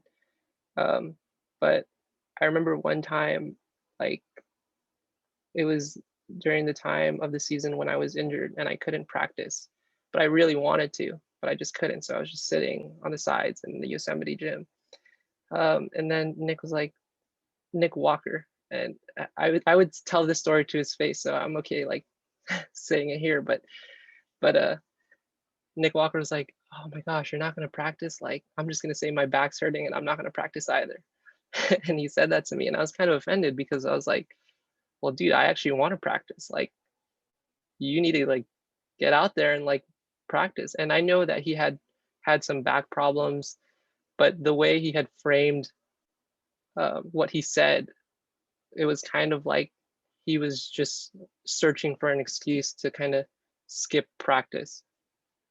And so that was a time where I like went up to him and kind of confronted him. I said, dude, like, put your clothes on, you got to practice. Because he had his clothes, like he planned on practicing, and then when he found out that I wasn't practicing, like he kind of changed. And so at the end of that confrontation, he put his clothes on and he practiced, and it was like the worst practice that he ever had. And the practice ended in a lecture because Nick Walker didn't hit one balls because he couldn't see because of the sun. And I think, I don't know if Jacob remembers that, if Coach remembers that, but he got set like 4 times. He got pulled aside and said, why aren't you hitting the one ball, whatever, right? And then the practice ended, on a bad note. And after I went up to Nick, and he was having a bad day. Like he was just done. Because I had made him practice, and then he got like, beat down. And then I went up to him and I said, like, look, it's not personal. And then I was like, thank you for practicing. And then I kind of just left it at that. And then we continued on to the next day, and it was like nothing ever happened. And so that was kind of a moment where I kind of had to like step in and say like, dude, like you got to do this. And going back to like all this captain stuff, I think a lot of people think it's this kind of like power fantasy where you get to execute authority over other people. It's not that at all. But I think as a captain, you still have to know when it's time to step in. If I had not said anything, no one would have ever known, right? And people would have believed that his back was hurting. And even though the practice ended on a bad note, I think it was a valuable lesson learned for practices moving forward. And so that was kind of a time where I made someone feel lesser, I guess, or just gave someone kind of a hard time, because after that, he kind of had a bad day, right? But at the end of it, like, I think what we're really talking about is like people compare a lot in high school because they're just searching for drama. And I think if you kind of understand this, it'll really give you like a lot of perspective. And like looking back, I didn't realize this before, but going into the topic of people wanting to quit, some people say they want to quit, but they're not serious. And I'll give one example. So like, let's say if I said, hey, Jacob, I'm going to quit the team. Like, what does Jacob do? Jacob's like, dude, Matthew, you can't quit the team. Oh my gosh, like we're going to lose every game. Jacob starts spreading rumors among the team. The team finds out, coach finds out. And then everyone's like, dude, Matthew, you can't quit. Oh my gosh, we're going to lose every game, blah, blah, blah. Well, what does that do for me? It just raises my self-value. And I'm like, oh, like the team needs me. I'm not going to quit. I'm too valuable. Like if you can understand why people are like saying certain things or trying to make comparisons, they're really just searching for pleasure. Okay. And like, it's kind of like the hard truth, right? And I really believe this. And I think I wish I had understood this when I was in high school.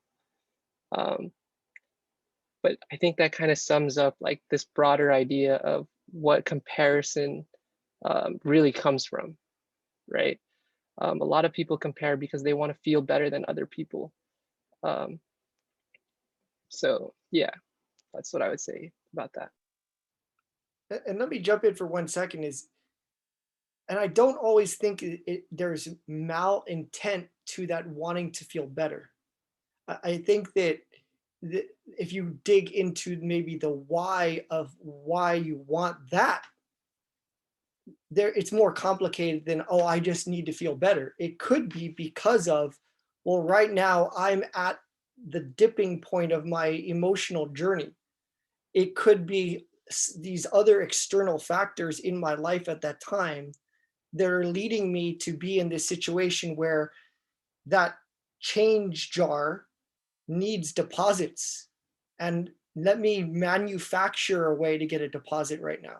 So it's not intended in a certain way, but it's kind of maybe a survival mechanism for you at that time to just maintain a base level of, well, I just got to keep going. And this is all I have right now to keep going. And because there's no conversation about it. I mean, we're talking, this is transparency. This is just talking about it. This is maybe the elephant in the room, which most people don't want to talk about or are afraid to talk about, don't have the time to, because we're all so busy. And that's maybe why this is an amazing conversation. And if other people might watch it, we can dig into some of the more underlying things. But I think that's an important thing is and maybe it does get to the point where there is malintent, where I just, no matter what, need that fix. Okay. And I want the attention all the time, but then I would still dig deeper and say, well, but there's got to be a reason for that. And usually there's some other, and that's way beyond the scope of what we know. And you know, that's why teams will have sports psychologists. And one thing we're working on right now is proposals I would have if we got more funding for the school is if we could get an athletic trainer and if we could get a part-time sports psychologist that maybe could come in once every or twice every month that has way more expertise than I would have in that. Because I think that these conversations are important for players in understanding, you know, why am I feeling this emotion right now? Why am I saying this thing or acting this way or wanting this element in my life at this time? So, yeah.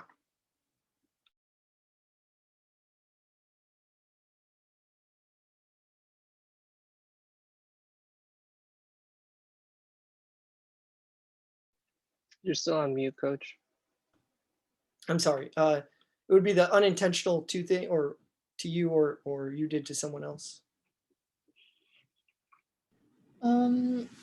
Well, I mean, I'm kind of in the similar boat as Jacob with the Timmy situation, because I mean, we were all kind of like in our own volleyball group, I guess you can say. But I guess, like, I don't know, I'm just kind of like wondering why it was like such a big deal, like looking back at it, why it was such a big deal that Timmy was so not overconfident, I guess, but like just, you know, confident / overconfident, like, and why we felt the need to like comment on it or like try and take him down, I guess, or try and like make him less confident, I guess. But I think it just like, I feel like it just goes down to insecurity, I guess, because I mean, I was compared to like Wendy, and that kind of led to like walking on eggshells kind of thing.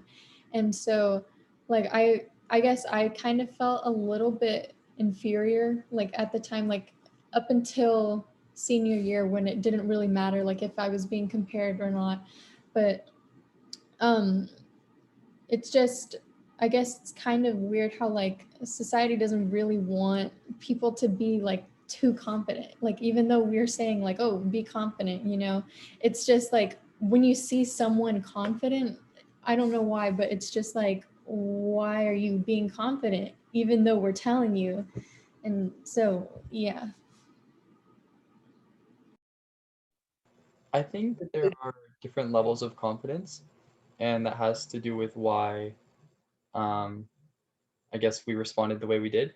Because I think like looking back at it, I still don't think that Timmy was confident in necessarily the right way. I think confidence is like a great thing to have still, but like I think internal confidence, because when you're really, really vocal about it in a certain way, it can turn into it can cause different perceptions. It can look like you just have a big ego and like different things like that. And I think maybe that has to do with why like in that certain situation we felt the need to, I guess, knock him down a little, like a notch or two, because it's just like, not that it's a good thing, because I'm not like, in no way am I like justifying the action of like knocking him down, but I think the perception that we probably had was that, like, you know, why does he have this like big ego for? Like, you just gotta like chill, you know, like it's okay to be confident on the inside, but like vocally, like calm down, I think. Jade, what about the other side where you were the victim of maybe feeling a comparison? I think it would probably be like in terms, I mean, I guess this is another Wendy example, but like in terms of back row defense, because that was something that I had not been very good at. And like I had to try and like keep working towards like that. Like it's like Wendy's in front of me, I guess, and like people saying, or like not even just people, but like just I guess myself seeing that she's better at, like she's a more well-rounded person at everything. And so it was kind of hard, I guess, when people would make comments like, oh well, wow, like Wendy's doing so good, like they're not saying it in a way that's like purposely like, oh Jade, no, you're bad, but it was just like, I guess I kind of took that in as like I perceived it that way, which I probably shouldn't have. But like I said, that changed up until senior year when I gained like a more mature insight. Yeah. Actually, like one thing that I want to add is like, I guess like I was compared, and I was compared to like, I mean, there's so many comparisons, right? But like one comparison that I can really think of is like, who's the best passer on the team, right? And like this one was like really easy. Like some people really like to overcomplicate it. Like I already knew that Josiah was the best passer on the team. So why don't I just embrace that? Like, yeah, he's the best passer on the team. It's like, why do you have to feel the need to be the best passer? It's like, if he's the best passer, yeah, try to get as good as him. But if he's the best passer, he's the best passer. Like, that's a great thing. Like so in my senior year, it's like, if the ball's in the seam, like just take it. Like it's all yours. Like, I don't want to pass this ball. You're the best passer on the team. That's your job. Like, be good at it. Do your job. And so like for me, like I guess if we're talking about comparisons, like embrace what other people are good at. Like it doesn't mean that you have to be as good as them or better than them at whatever it is, you're making the comparison on. Like I don't know why it has to like be so like, why you have to create this kind of conflict, right? Like, so yeah, for me, when Josiah comes in like as a sophomore, or like and he's already a better passer than me, and I've been playing volleyball longer, I'm like, dude, yeah, like you're a better passer, like that's great. And so I guess looking back, I actually like didn't even realize that, but like that was kind of a motivation for me. Like when we would do those drills, of those serve receive drills, like I think we did it more so my junior year, and it was always like Michael, Josiah as a sophomore, and then me on the top three. But Josiah was like right up there with me, and I was like, oh snap, like I'm not the best passer on the team. Like this is like competitive and kind of fun. And so it doesn't always have to be looked at from a negative aspect, right? Like when you're being compared, like embrace what other people are good at on the team. And I think that goes a long way. So that's my final add-on. What Jade said is, I think, entirely true about society. It's such a fine line that you need to walk, where do I have too much pride? Am I too confident? Do I not have enough confidence? And finding that balance for people that have lived to be 50 is hard. And it probably continually changes depending upon your circumstances. And a term that Mathieu brought up is your bubble. Is so much of your comparisons are going to be drawn from what's around you.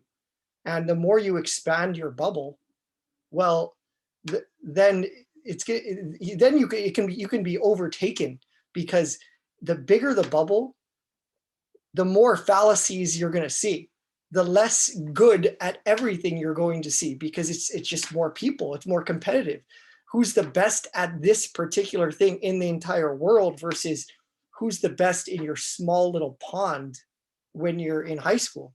And I think that's just one of those things outside of just sports, is growing up, is your bubble gets bigger, and Yeah, because, and then I think that also naturally just kind of forces you into submission to be like, I give up. I'm not going to be the best at this. And maybe if you are, you're lucky. And it doesn't mean not to strive for it. But there's so many aspects in your life where maybe I'm not going off what Mathieu said. Josiah is the better natural passer. It could be that you keep practicing as much as more than him by 10. And no matter what you do, he's still the better passer. That could be the fact. It could also be, and I think that's another thing that's really important as a player, as an athlete, as a coach, is understanding both sides of every equation.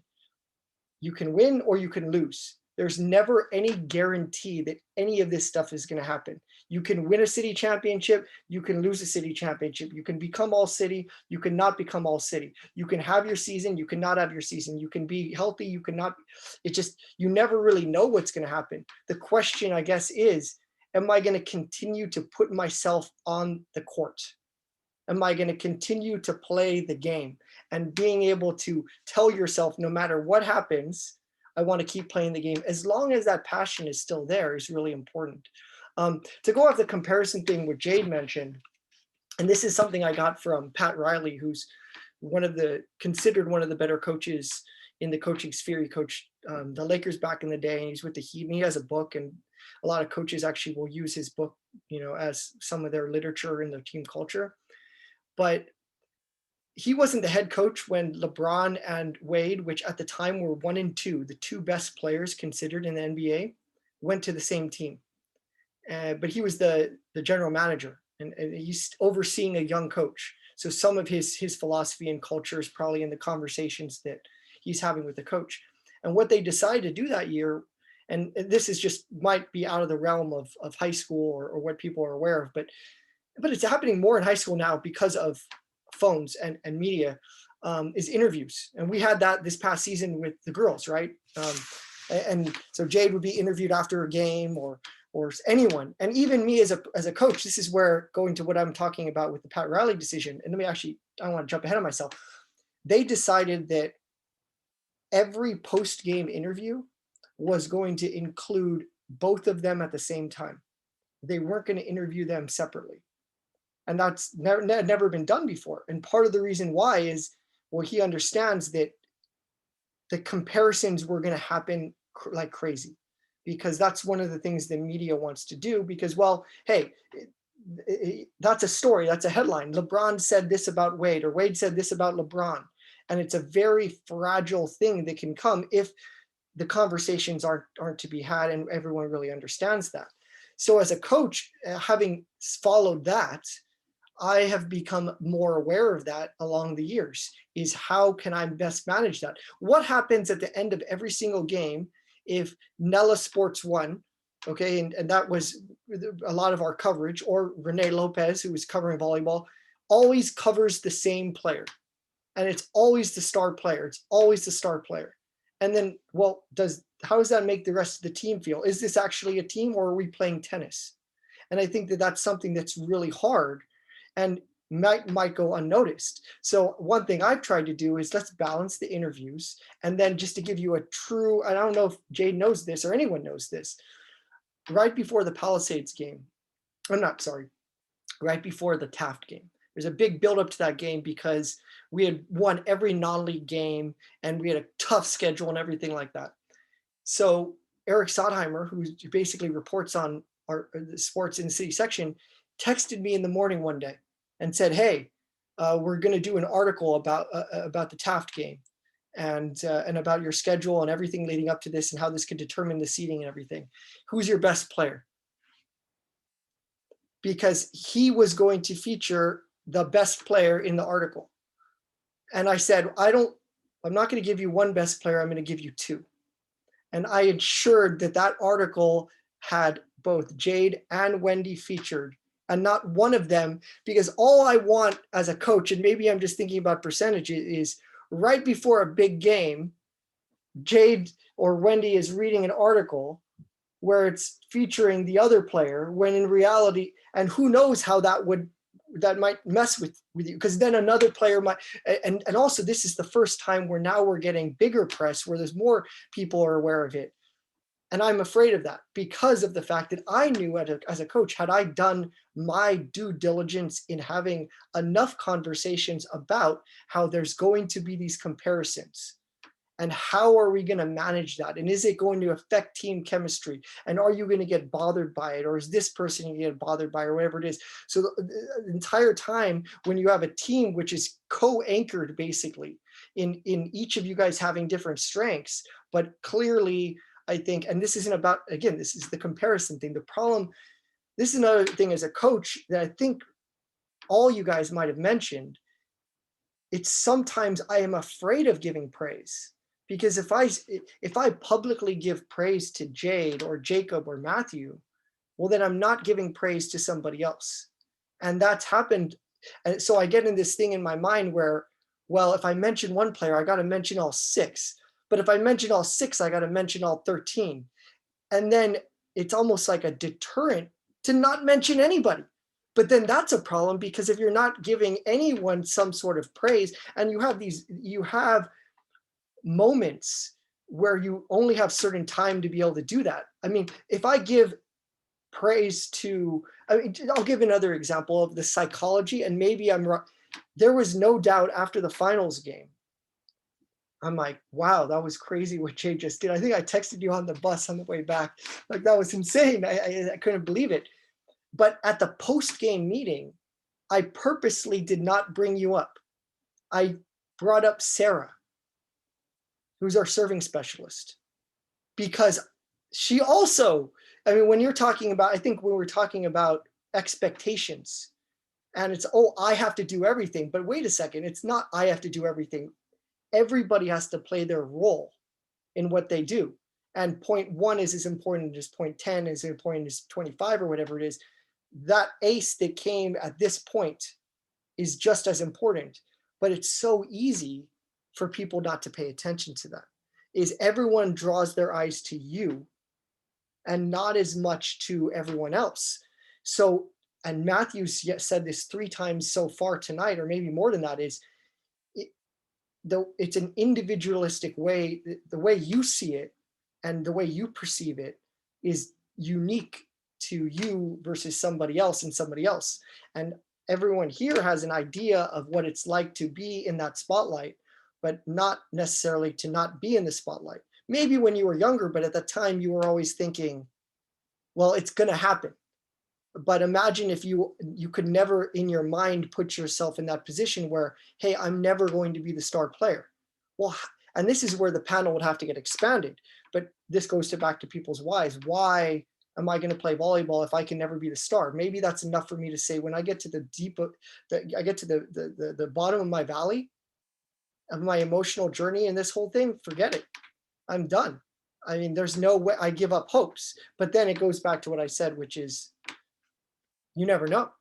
I mean, there's no guarantee. It could happen. It could happen. But that's one of the hard cover. And maybe you guys can help with this, is how, as a coach, do I have a conversation with a player and tell them that they can't achieve something when I know there's 50-50 things where I'm not sure whether a player is going to be able to do it. Then there's other situations where I'm very confident that this player's goal is not going to happen. How do I share that information without breaking their spirit or them thinking that I don't believe in them? And did that ever happen to you? What's the best way to solve that? I personally, I don't think, unless it's destructive and they are like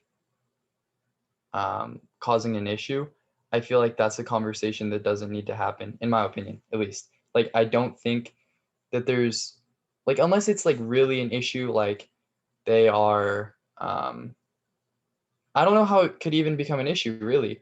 But like, I feel like there's not really a certain point at which it's like you tell them to stop trying, really, because I feel like that's at least that's what it would like turn into, really, like in terms of perception.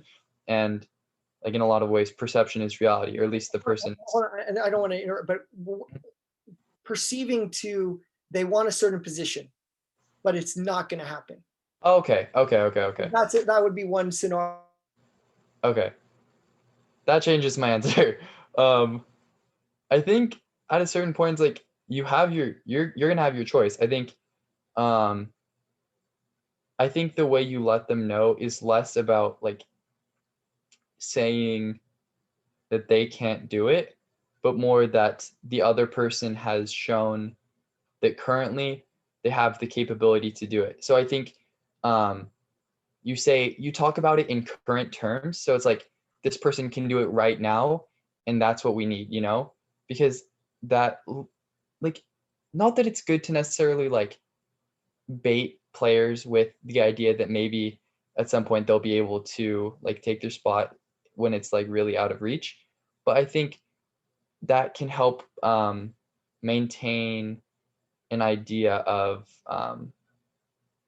not necessarily confidence, but like wanting to work hard to achieve a goal. So like regardless as to, like you say, like, okay, yeah, like look, at this point, this person is going to be like, say, the starter, right? The starting outside one or two and whatever. So like, they're doing these things really well. And you can phrase it to the point where it's like, these are areas that they're doing well in, and like kind of give them, you can turn it into motivation, and turn it into fuel for them to continue to improve themselves. I think that's such a hard like situation or conversation to have, because like I know like there have been times it's like I see someone and it's like they're trying really hard, and it's like at a certain point, like you have to understand it's probably not going to happen. But yeah, beyond that, I'm not quite sure like how you go about that conversation. And part of the reason why I asked that question is, and I'll be the first one to admit that I'll miss things and I'll make mistakes.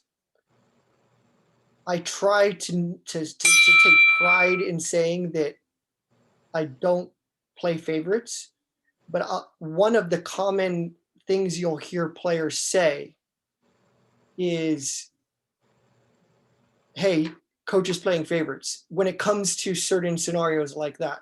And that's part of why I posed the question, how do we work around being able to have those conversations, and because it ties into accepting roles as well. But at the same time, what if I tell a player they're not, and then now there's no motivation and they lose passion? Mm-hmm. And that so there's so many layers, I guess, to it. I mean, I think like that's why, like I say, you don't really phrase it. You can't really, at least in my opinion, you can't really say it in like there's no chance.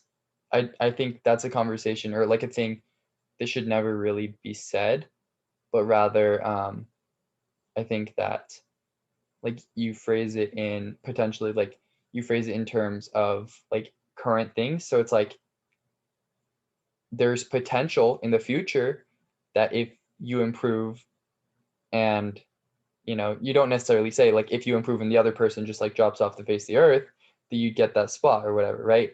But you kind of phrase it in a way that makes it attainable in a certain way, but it's not happening right now. It's not going to happen right now, but it could. So it like has that bit of motivation in it, and like they don't lose passion necessarily, but you're still letting them know that it's not happening right now.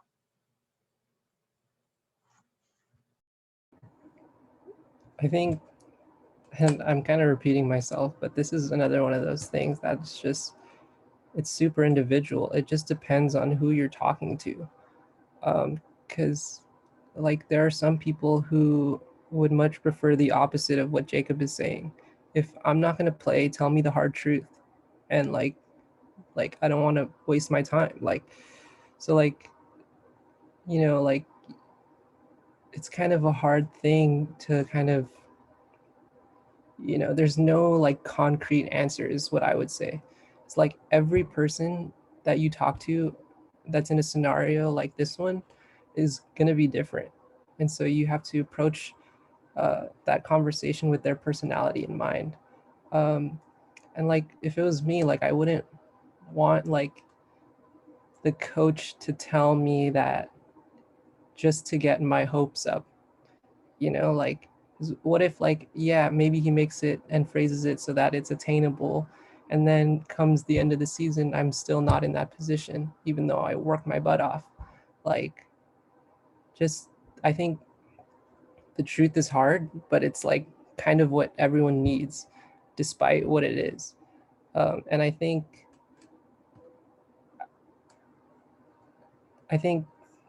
we kind of try to word this.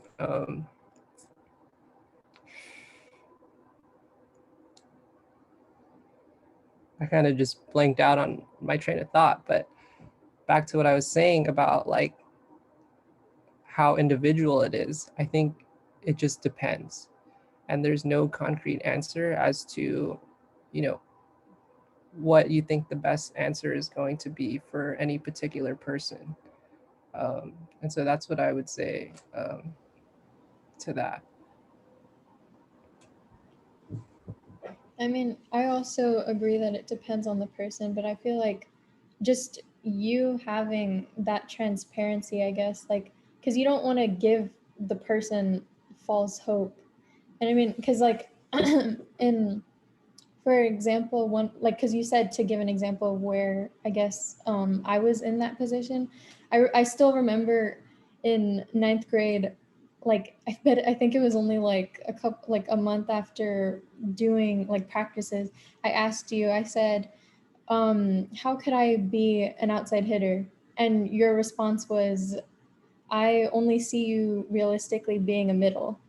And so I guess for me, that kind of just like I kind of thought over it and was kind of sad like a little bit for a couple of days, but then I used that as motivation in order, like, I'm going to prove that I can be an outside hitter. Like, I might not have the skills right now, but I'm going to try and work my way in order to try and like be something other than just a middle, or try and change your perspective, I guess.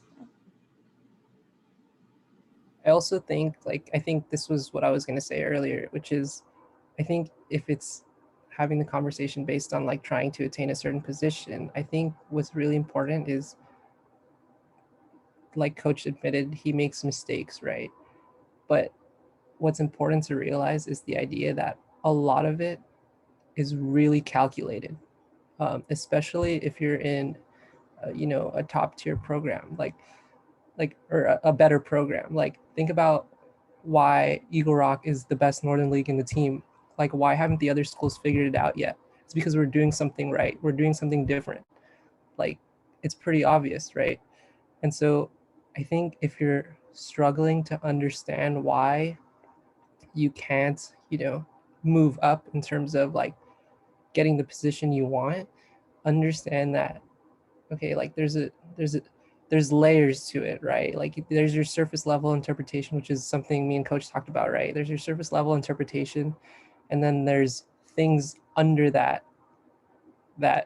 you know are very important in terms of, you know, what goes into the decisions that happen, you know, within the program. And so, and that kind of ties into what Jade said, which is this idea of transparency. If you're wondering and if you're questioning, you know, don't get in your own head, because then, you know, you'll come up with a bunch of different things, and then you'll talk yourself out of whatever you might want to quit or whatever. Like, go talk to Coach about it or something, and then he'll tell you, you know, why it is the way that it is. And so that's what I would say to that. Yeah, I guess something that I just remembered while we were talking about this is the beginning of my sophomore year, there was a lot of competition for who would be libero on varsity that year. And like, it got to a certain point where it's like, Coach ended up like talking to me. He was like, this is the transparency. I was like, he's like, okay, Luke is looking really good right now, and like, he has really good reaction time. And like I already knew at that point, like, I was like, yeah, my reaction time is just not that good, you know. But so it's like he offered me the like the choice, I guess, it was like more, it was a mix between choice and like directing me. Like if I wanted to continue to like potentially compete for that, which is like the idea of like making it attainable, but or if I wanted to move down to JV and play outside there, you know? So like that was kind of a mix. It's attainable. And I mean, later that year I ended up like moving back up and then being the libero at one point. But I think that, yeah, like the transparency I think is probably the most important, because I agree. Like when Matthew, you said like it's like some people it's better, like I'd rather him just say it, you know, rather than like just be like, I guess not necessarily toyed with, but like kind of have like a unrealistic ideal in mind. And I think it was someone mentioned the phrase, it's not personal. And I think that that's really what it comes down to, is it's not meant to be, hey, this is a personal attack on you. But in a sense, you are judging, because we talked about not wanting to compare, but the essence of positions is comparisons. And when we talked about how, I think, Jacob, you said it, is the calculations that go into it. I mean, think about it. And when we went to Arizona, and we had some very in-depth conversations about positions. And that was one of the many conversations we had. There was more of like a coaching perspective. And we're trying to go off data. I mean, that was the idea. Hey, what did we see? And part of the decision comes into the roles. Who can do the best at this position on our team can affect whether or not you can play this position on our team. And on a different team, it may be that you can play that position, but we have X, Y, and Z on our team, and that fits into the equation the best way. But that was great, because going into your season, having conversations dissecting another team and how we were going to configure the team. However, at the same time, Jade can attest to that the Arizona trip did not start with the stress-free of we're heading to Arizona. It involved a lot of texts that were going on. Hey, what is the starting lineup going to be? And Jacob was in the middle of that, where it's like, hey, what's coach saying? Is there anything going on? And I was trying to make light of it, but I knew at the time that for me, I was kind of like faking it as you make it, like you said, I was hiding the fact that it also stresses me out, because I have the responsibility to make the right decision. And I want to make the right decision, more than just because I want to win, because I owe it to the players to treat everybody fairly, and knowing that everyone has put the time in. And the number one goal of all of us is to win as a team. And my job is to assemble the best team. And hopefully we can use data to be able to do that, but it's a tricky situation and it's not easy. And I think a lot of the times, and Matthew mentioned that, is there's the layers that we don't always see. The easiest layer is who's getting more kills. I mean, everyone watches that. I mean, of all the things in volleyball, what do people watch? They watch the kills, I think. Like that's if you take someone who doesn't know volleyball that much, the first thing they're going to look at is kills. And then from there, they'll look at different things. But then things that they probably don't look at is, well, who are the best servers? No one really cares that much. There's so many things that go into making a decision, whether or not someone's going to play a different position. And unless maybe me as a coach or you as players dive into the multiple layers that make those decisions, sometimes if you're only looking at layer one, it might confuse you and not make sense and seem unjust and seem unfair. And I think that that's just a tricky situation. And then it leads to, if not addressed, I think a lot of issues, because, well, I mean, we all want to play the positions that we want to play, especially our senior year. I think that's a really important thing. So we're going to end this, but I have a question on and I think we could, I think this is great. We covered so many things, and I do believe this could be a series, and I hope you guys come back and we do it again, and we can invite more players and get different perspectives. But issue upon issue and story after story. One thing that one of my mentors shared with me one time, and he always recommended different books. And then one time, because I had a lot of these different ideas, he said, "Hey, you should write a book." I'm like, there's so many books out there. And one thing he said was, but everybody has a unique story that tells from a different perspective. And I think that's one of the great things about having a panel on here is we can talk about the same concepts, and we didn't even touch on so many other concepts that go out there when it comes to the things we experience along the journey in terms of mindset. When we hit one of them, it hits everybody differently because of your unique individual experience of having to go through that, and whether it had more of a positive reaction in your mind or a negative reaction, and so on and so forth. So right now, when we're recording this is March 7th, and we're basically a year into an event that was very unprecedented for most people. Going to our audience, and I want everyone to weigh in on this. If you could go back to being in high school and being in a situation for returning, having a year off,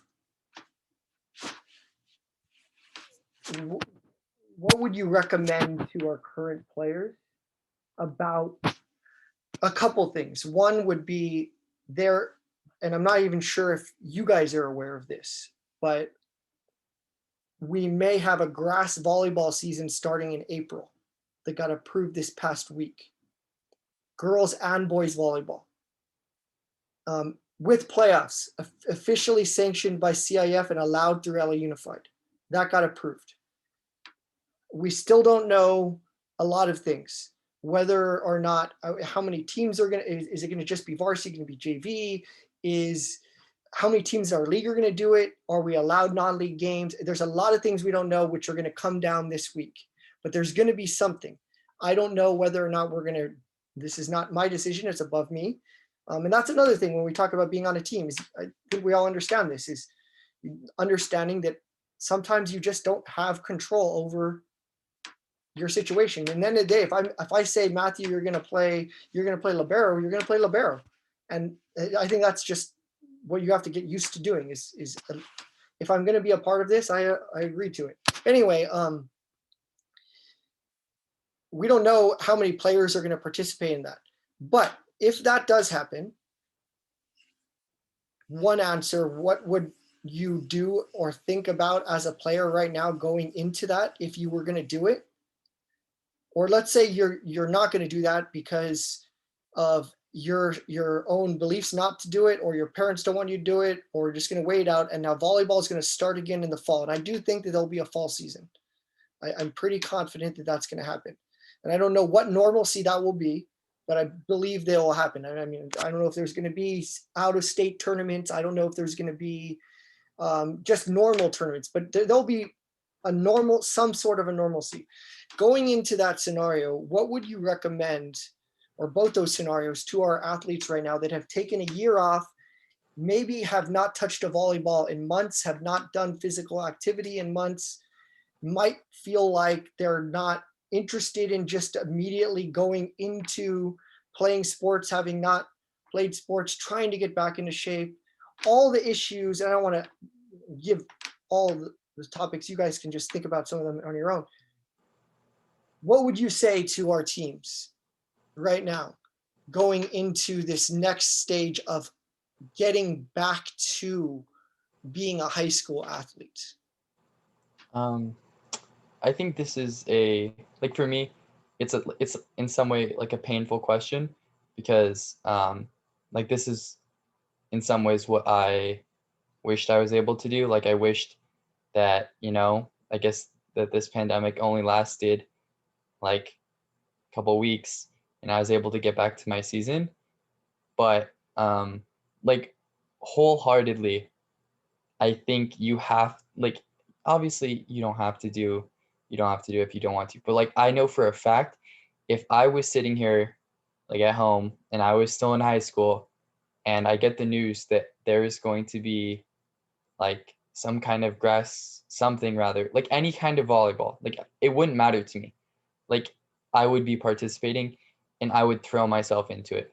Like just the fact that you get the chance to like really go out there, especially for the seniors. Like I feel like there'd be like no question as to like when you have that opportunity that you would go out and take it, Like I think when you have like in my case, like and for seniors all around the world, right, from last year, like spring sport athletes, it's like when you have something that you work towards for the past like 3-4 years that you were so passionate about, and then it gets stripped away from you, it's definitely painful, like like after that last day, you mentioned it earlier, like you said, this may or may not be like our last practice, I cried at least twice that day alone, and then probably more times that week. But like that being said, I think it's like, at least for me, it's a given.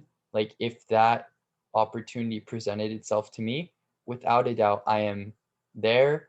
I am ready to go. I am like throwing myself completely into it. And I think obviously, like there are still concerns, and like if that's a big deal and if you have somebody at home who is at risk that doesn't have a vaccine, then I think that definitely um, I think that would affect my decision to a certain degree. But um, given that there are no like external like heavy situations or whatever regarding that, for sure, hands down, I would be there, like giving it my all. Yeah, I think this whole thing just put everything into perspective, and like it just goes to show you that not just sports but high school is like this crazy roller coaster of a journey. And I guess the past year was like a big drop in the roller coaster, right? But like I remember like my first tournament in ninth grade, like I hit the ball out and we lost the tournament, right?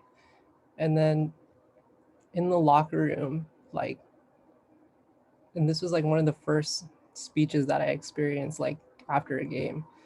I think coach had mentioned something along the lines of, at the end of the day, like we're here and we get to play volleyball, while at other places, in third world countries, like people are starving, people are, experiencing like poverty and things like that. And that like kind of set, the stage for my perspective for the rest of my volleyball career. So even when I lost, like, uh, I always like remembered that moment, that speech, I guess. And so like we've had one of those, we've had this like crazy year of, the pandemic, and, a lot of uncertainty, especially about school and sports. And like, I think being able to play volleyball and having the opportunity to play volleyball is a really great thing. And when you're there, if you do decide to play, like just enjoy it, like embrace it. And it sounds so cliche, right? And we've talked about a lot of serious issues throughout the course of this conversation. But at the end of the day, like you're investing time, you have a group of people, you're collaborating over a common good, whatever that is, like just have fun. Like it sounds so simple, but I think it really does go a long way, because you don't know when it's going to end or what it's going to end up to be, right? Like Jacob mentioned, like his season got cut short. um, I got injured, in my season, which is nothing compared to what Jacob experienced, right? Because I was able to come back. Jade, she made it all the way to the finals. You don't know what it's going to end up to be, but you could just ride along like this journey, right? And just see what it ends up to be. And so I think when you're there, if you do decide to play, and just be rational with yourself, right? Like if you have some family members who are at risk, okay, that's something to think about. But if you're like, you know, if you look at the data, like, and this goes into like a whole other thing in politics, whatever, right? Like being a young kid, like you're at kind of low risk, right? But anyways, what I would say is if you're planning on playing, like know that it's a journey and you missed out on a year, and that's okay. Like when you're there, embrace every moment and then just enjoy it.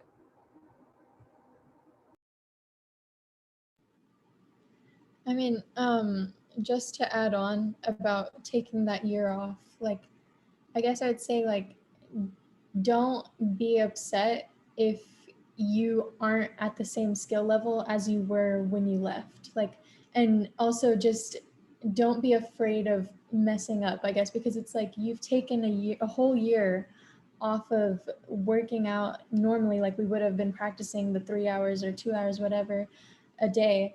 And so like just try and find the positive things in it and just try and enjoy it, and like you're gonna be able to do something instead of just staying inside as we've been basically doing. And it's, I guess it can provide you a little bit sense of relief in like all this uncertainty that we've been faced with. And then also, if you are planning on doing, I guess like one advice would maybe be just to like try and do something now before the season starts, because I know like our bodies, or like their bodies, aren't where they used to be. Like if you have a volleyball at home or something, like just try and maybe touch, like hold it or do anything, like just so that you get the feel of having the volleyball back in your hands and stuff. Yeah, and the cool thing is like everyone is going through the same thing. Like it's not just your team, it's like all the other schools that are going to be playing in this, this like grass season are going through the exact same things. And so like you guys can relate to the other people, and that's the greatest thing about sports, right? Is like you guys can get together and really like, share the experience of what it is to be an athlete, even if it's at, the high school level. And so I think that's a great thing too. I think just one more thing. Like I feel like I already said it earlier, but it's just like it's so real to me. This is like when I guess when you lose things, it becomes really real for you. So, and like there's been people have lost so much over this past year in various forms. I know that today actually was the last day of the tournament before like the last tournament I was a part of before the quarantine. So I guess it's just like when I think just seeing that you guys have the opportunity, like those of you watching have the opportunity to go back out there and play. It's just like there's this big part of me that's just like, please, like please, please, please, like take advantage of what you have and like don't miss out on an incredible opportunity. Obviously, you're going to be playing on grass. That's not the most fun thing in the world, but like what would I give to be playing like in like getting to at least finish some kind of season, get to go back to playing like competitive volleyball at like with my teammates. It's just like that was such an incredible experience for me that like, and the fact that I just loved it so much, and I'm sure like many of you watching also just like absolutely love like volleyball. And I think like when you can have this opportunity, like it sucks. This whole situation sucks. But like now you have this chance where you can at least like take back some of it. You get to reclaim some of what you've lost. And I think that it's huge. And like, obviously you guys get to make whatever decision you feel is best, but like, I really, really, really encourage like all of you to take advantage of it. Go play, have fun. Like for the seniors, it's in April, right? You have April, May, June, partially, and then you're gone. This is like the end of your experience, and if you get to have some of that, you get to be in person. Like I think that's something that's kind of hard to realize, like after so long of having your school be online. It's like this is interaction with a lot of your like classmates and people going through the same thing as you, and you get to do it in person basically for the first time in almost a year. It's coming up on a year in like 6 days. It was like the 13th, I believe, that everything went downhill. So yeah, really just please like take the opportunity that you were given and go with it. Have fun, like finish off your senior year with a bang. And for the rest of you that like, regardless as to whether you're a senior, take advantage of it. It's volleyball, like you're here for a reason. You've watched this video, like do it, go have fun. That's all I can really say. It's just like, please take advantage of this opportunity. All right, we will end on that. And I hope that as many people as possible make it all the way through, even if it's on 2x speed. It's been almost, I don't even know what the time is, but I encourage not just alumni, but anyone who can sit down and have these long format conversations. And Jacob experienced that when we were in Arizona. It's just, I think you can learn a lot, and it might change the way you think a little bit. And that's all we're trying to do is progress. So I think there's some amazing gems in this conversation. I really believe that. And I encourage as many people to watch it. And you guys can send people links. I'll send you the link. And then I do believe, I don't want to volunteer without them saying, but I'm pretty sure that everyone here would be available for any advice if you wanted to be, if anyone watching wanted to contact you. Yeah, absolutely. I can't imagine you guys not wanting to. And I don't know when I post this on YouTube how we can make that available, or it will just be you can email me and then we can make those connections, or whether you're comfortable sharing your email addresses. But I think that would be great. And I mean, I want this to be more about your guys' perspectives, but I'll end on this and say that's one thing that I wish I would have done earlier, not just in coaching, but in general, is reaching out to other people that have been through a journey that's similar to what I might be going through. And they can give me some cheat codes to make it a little bit easier, a little bit smoother, and make it more fun along the way.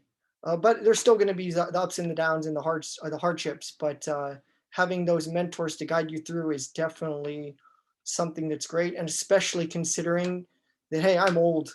You guys are half my age. It's nice having peers, someone who just completed that journey that can relate in many ways to some of the things that you're experiencing or will experience. So until next time, thank you guys for coming on. I definitely want to do it again if you guys are down, and we will continue to progress every single day. But take care. Good seeing you guys, and good night. Nice to see you. Bye, Coach. Thank you. Adios.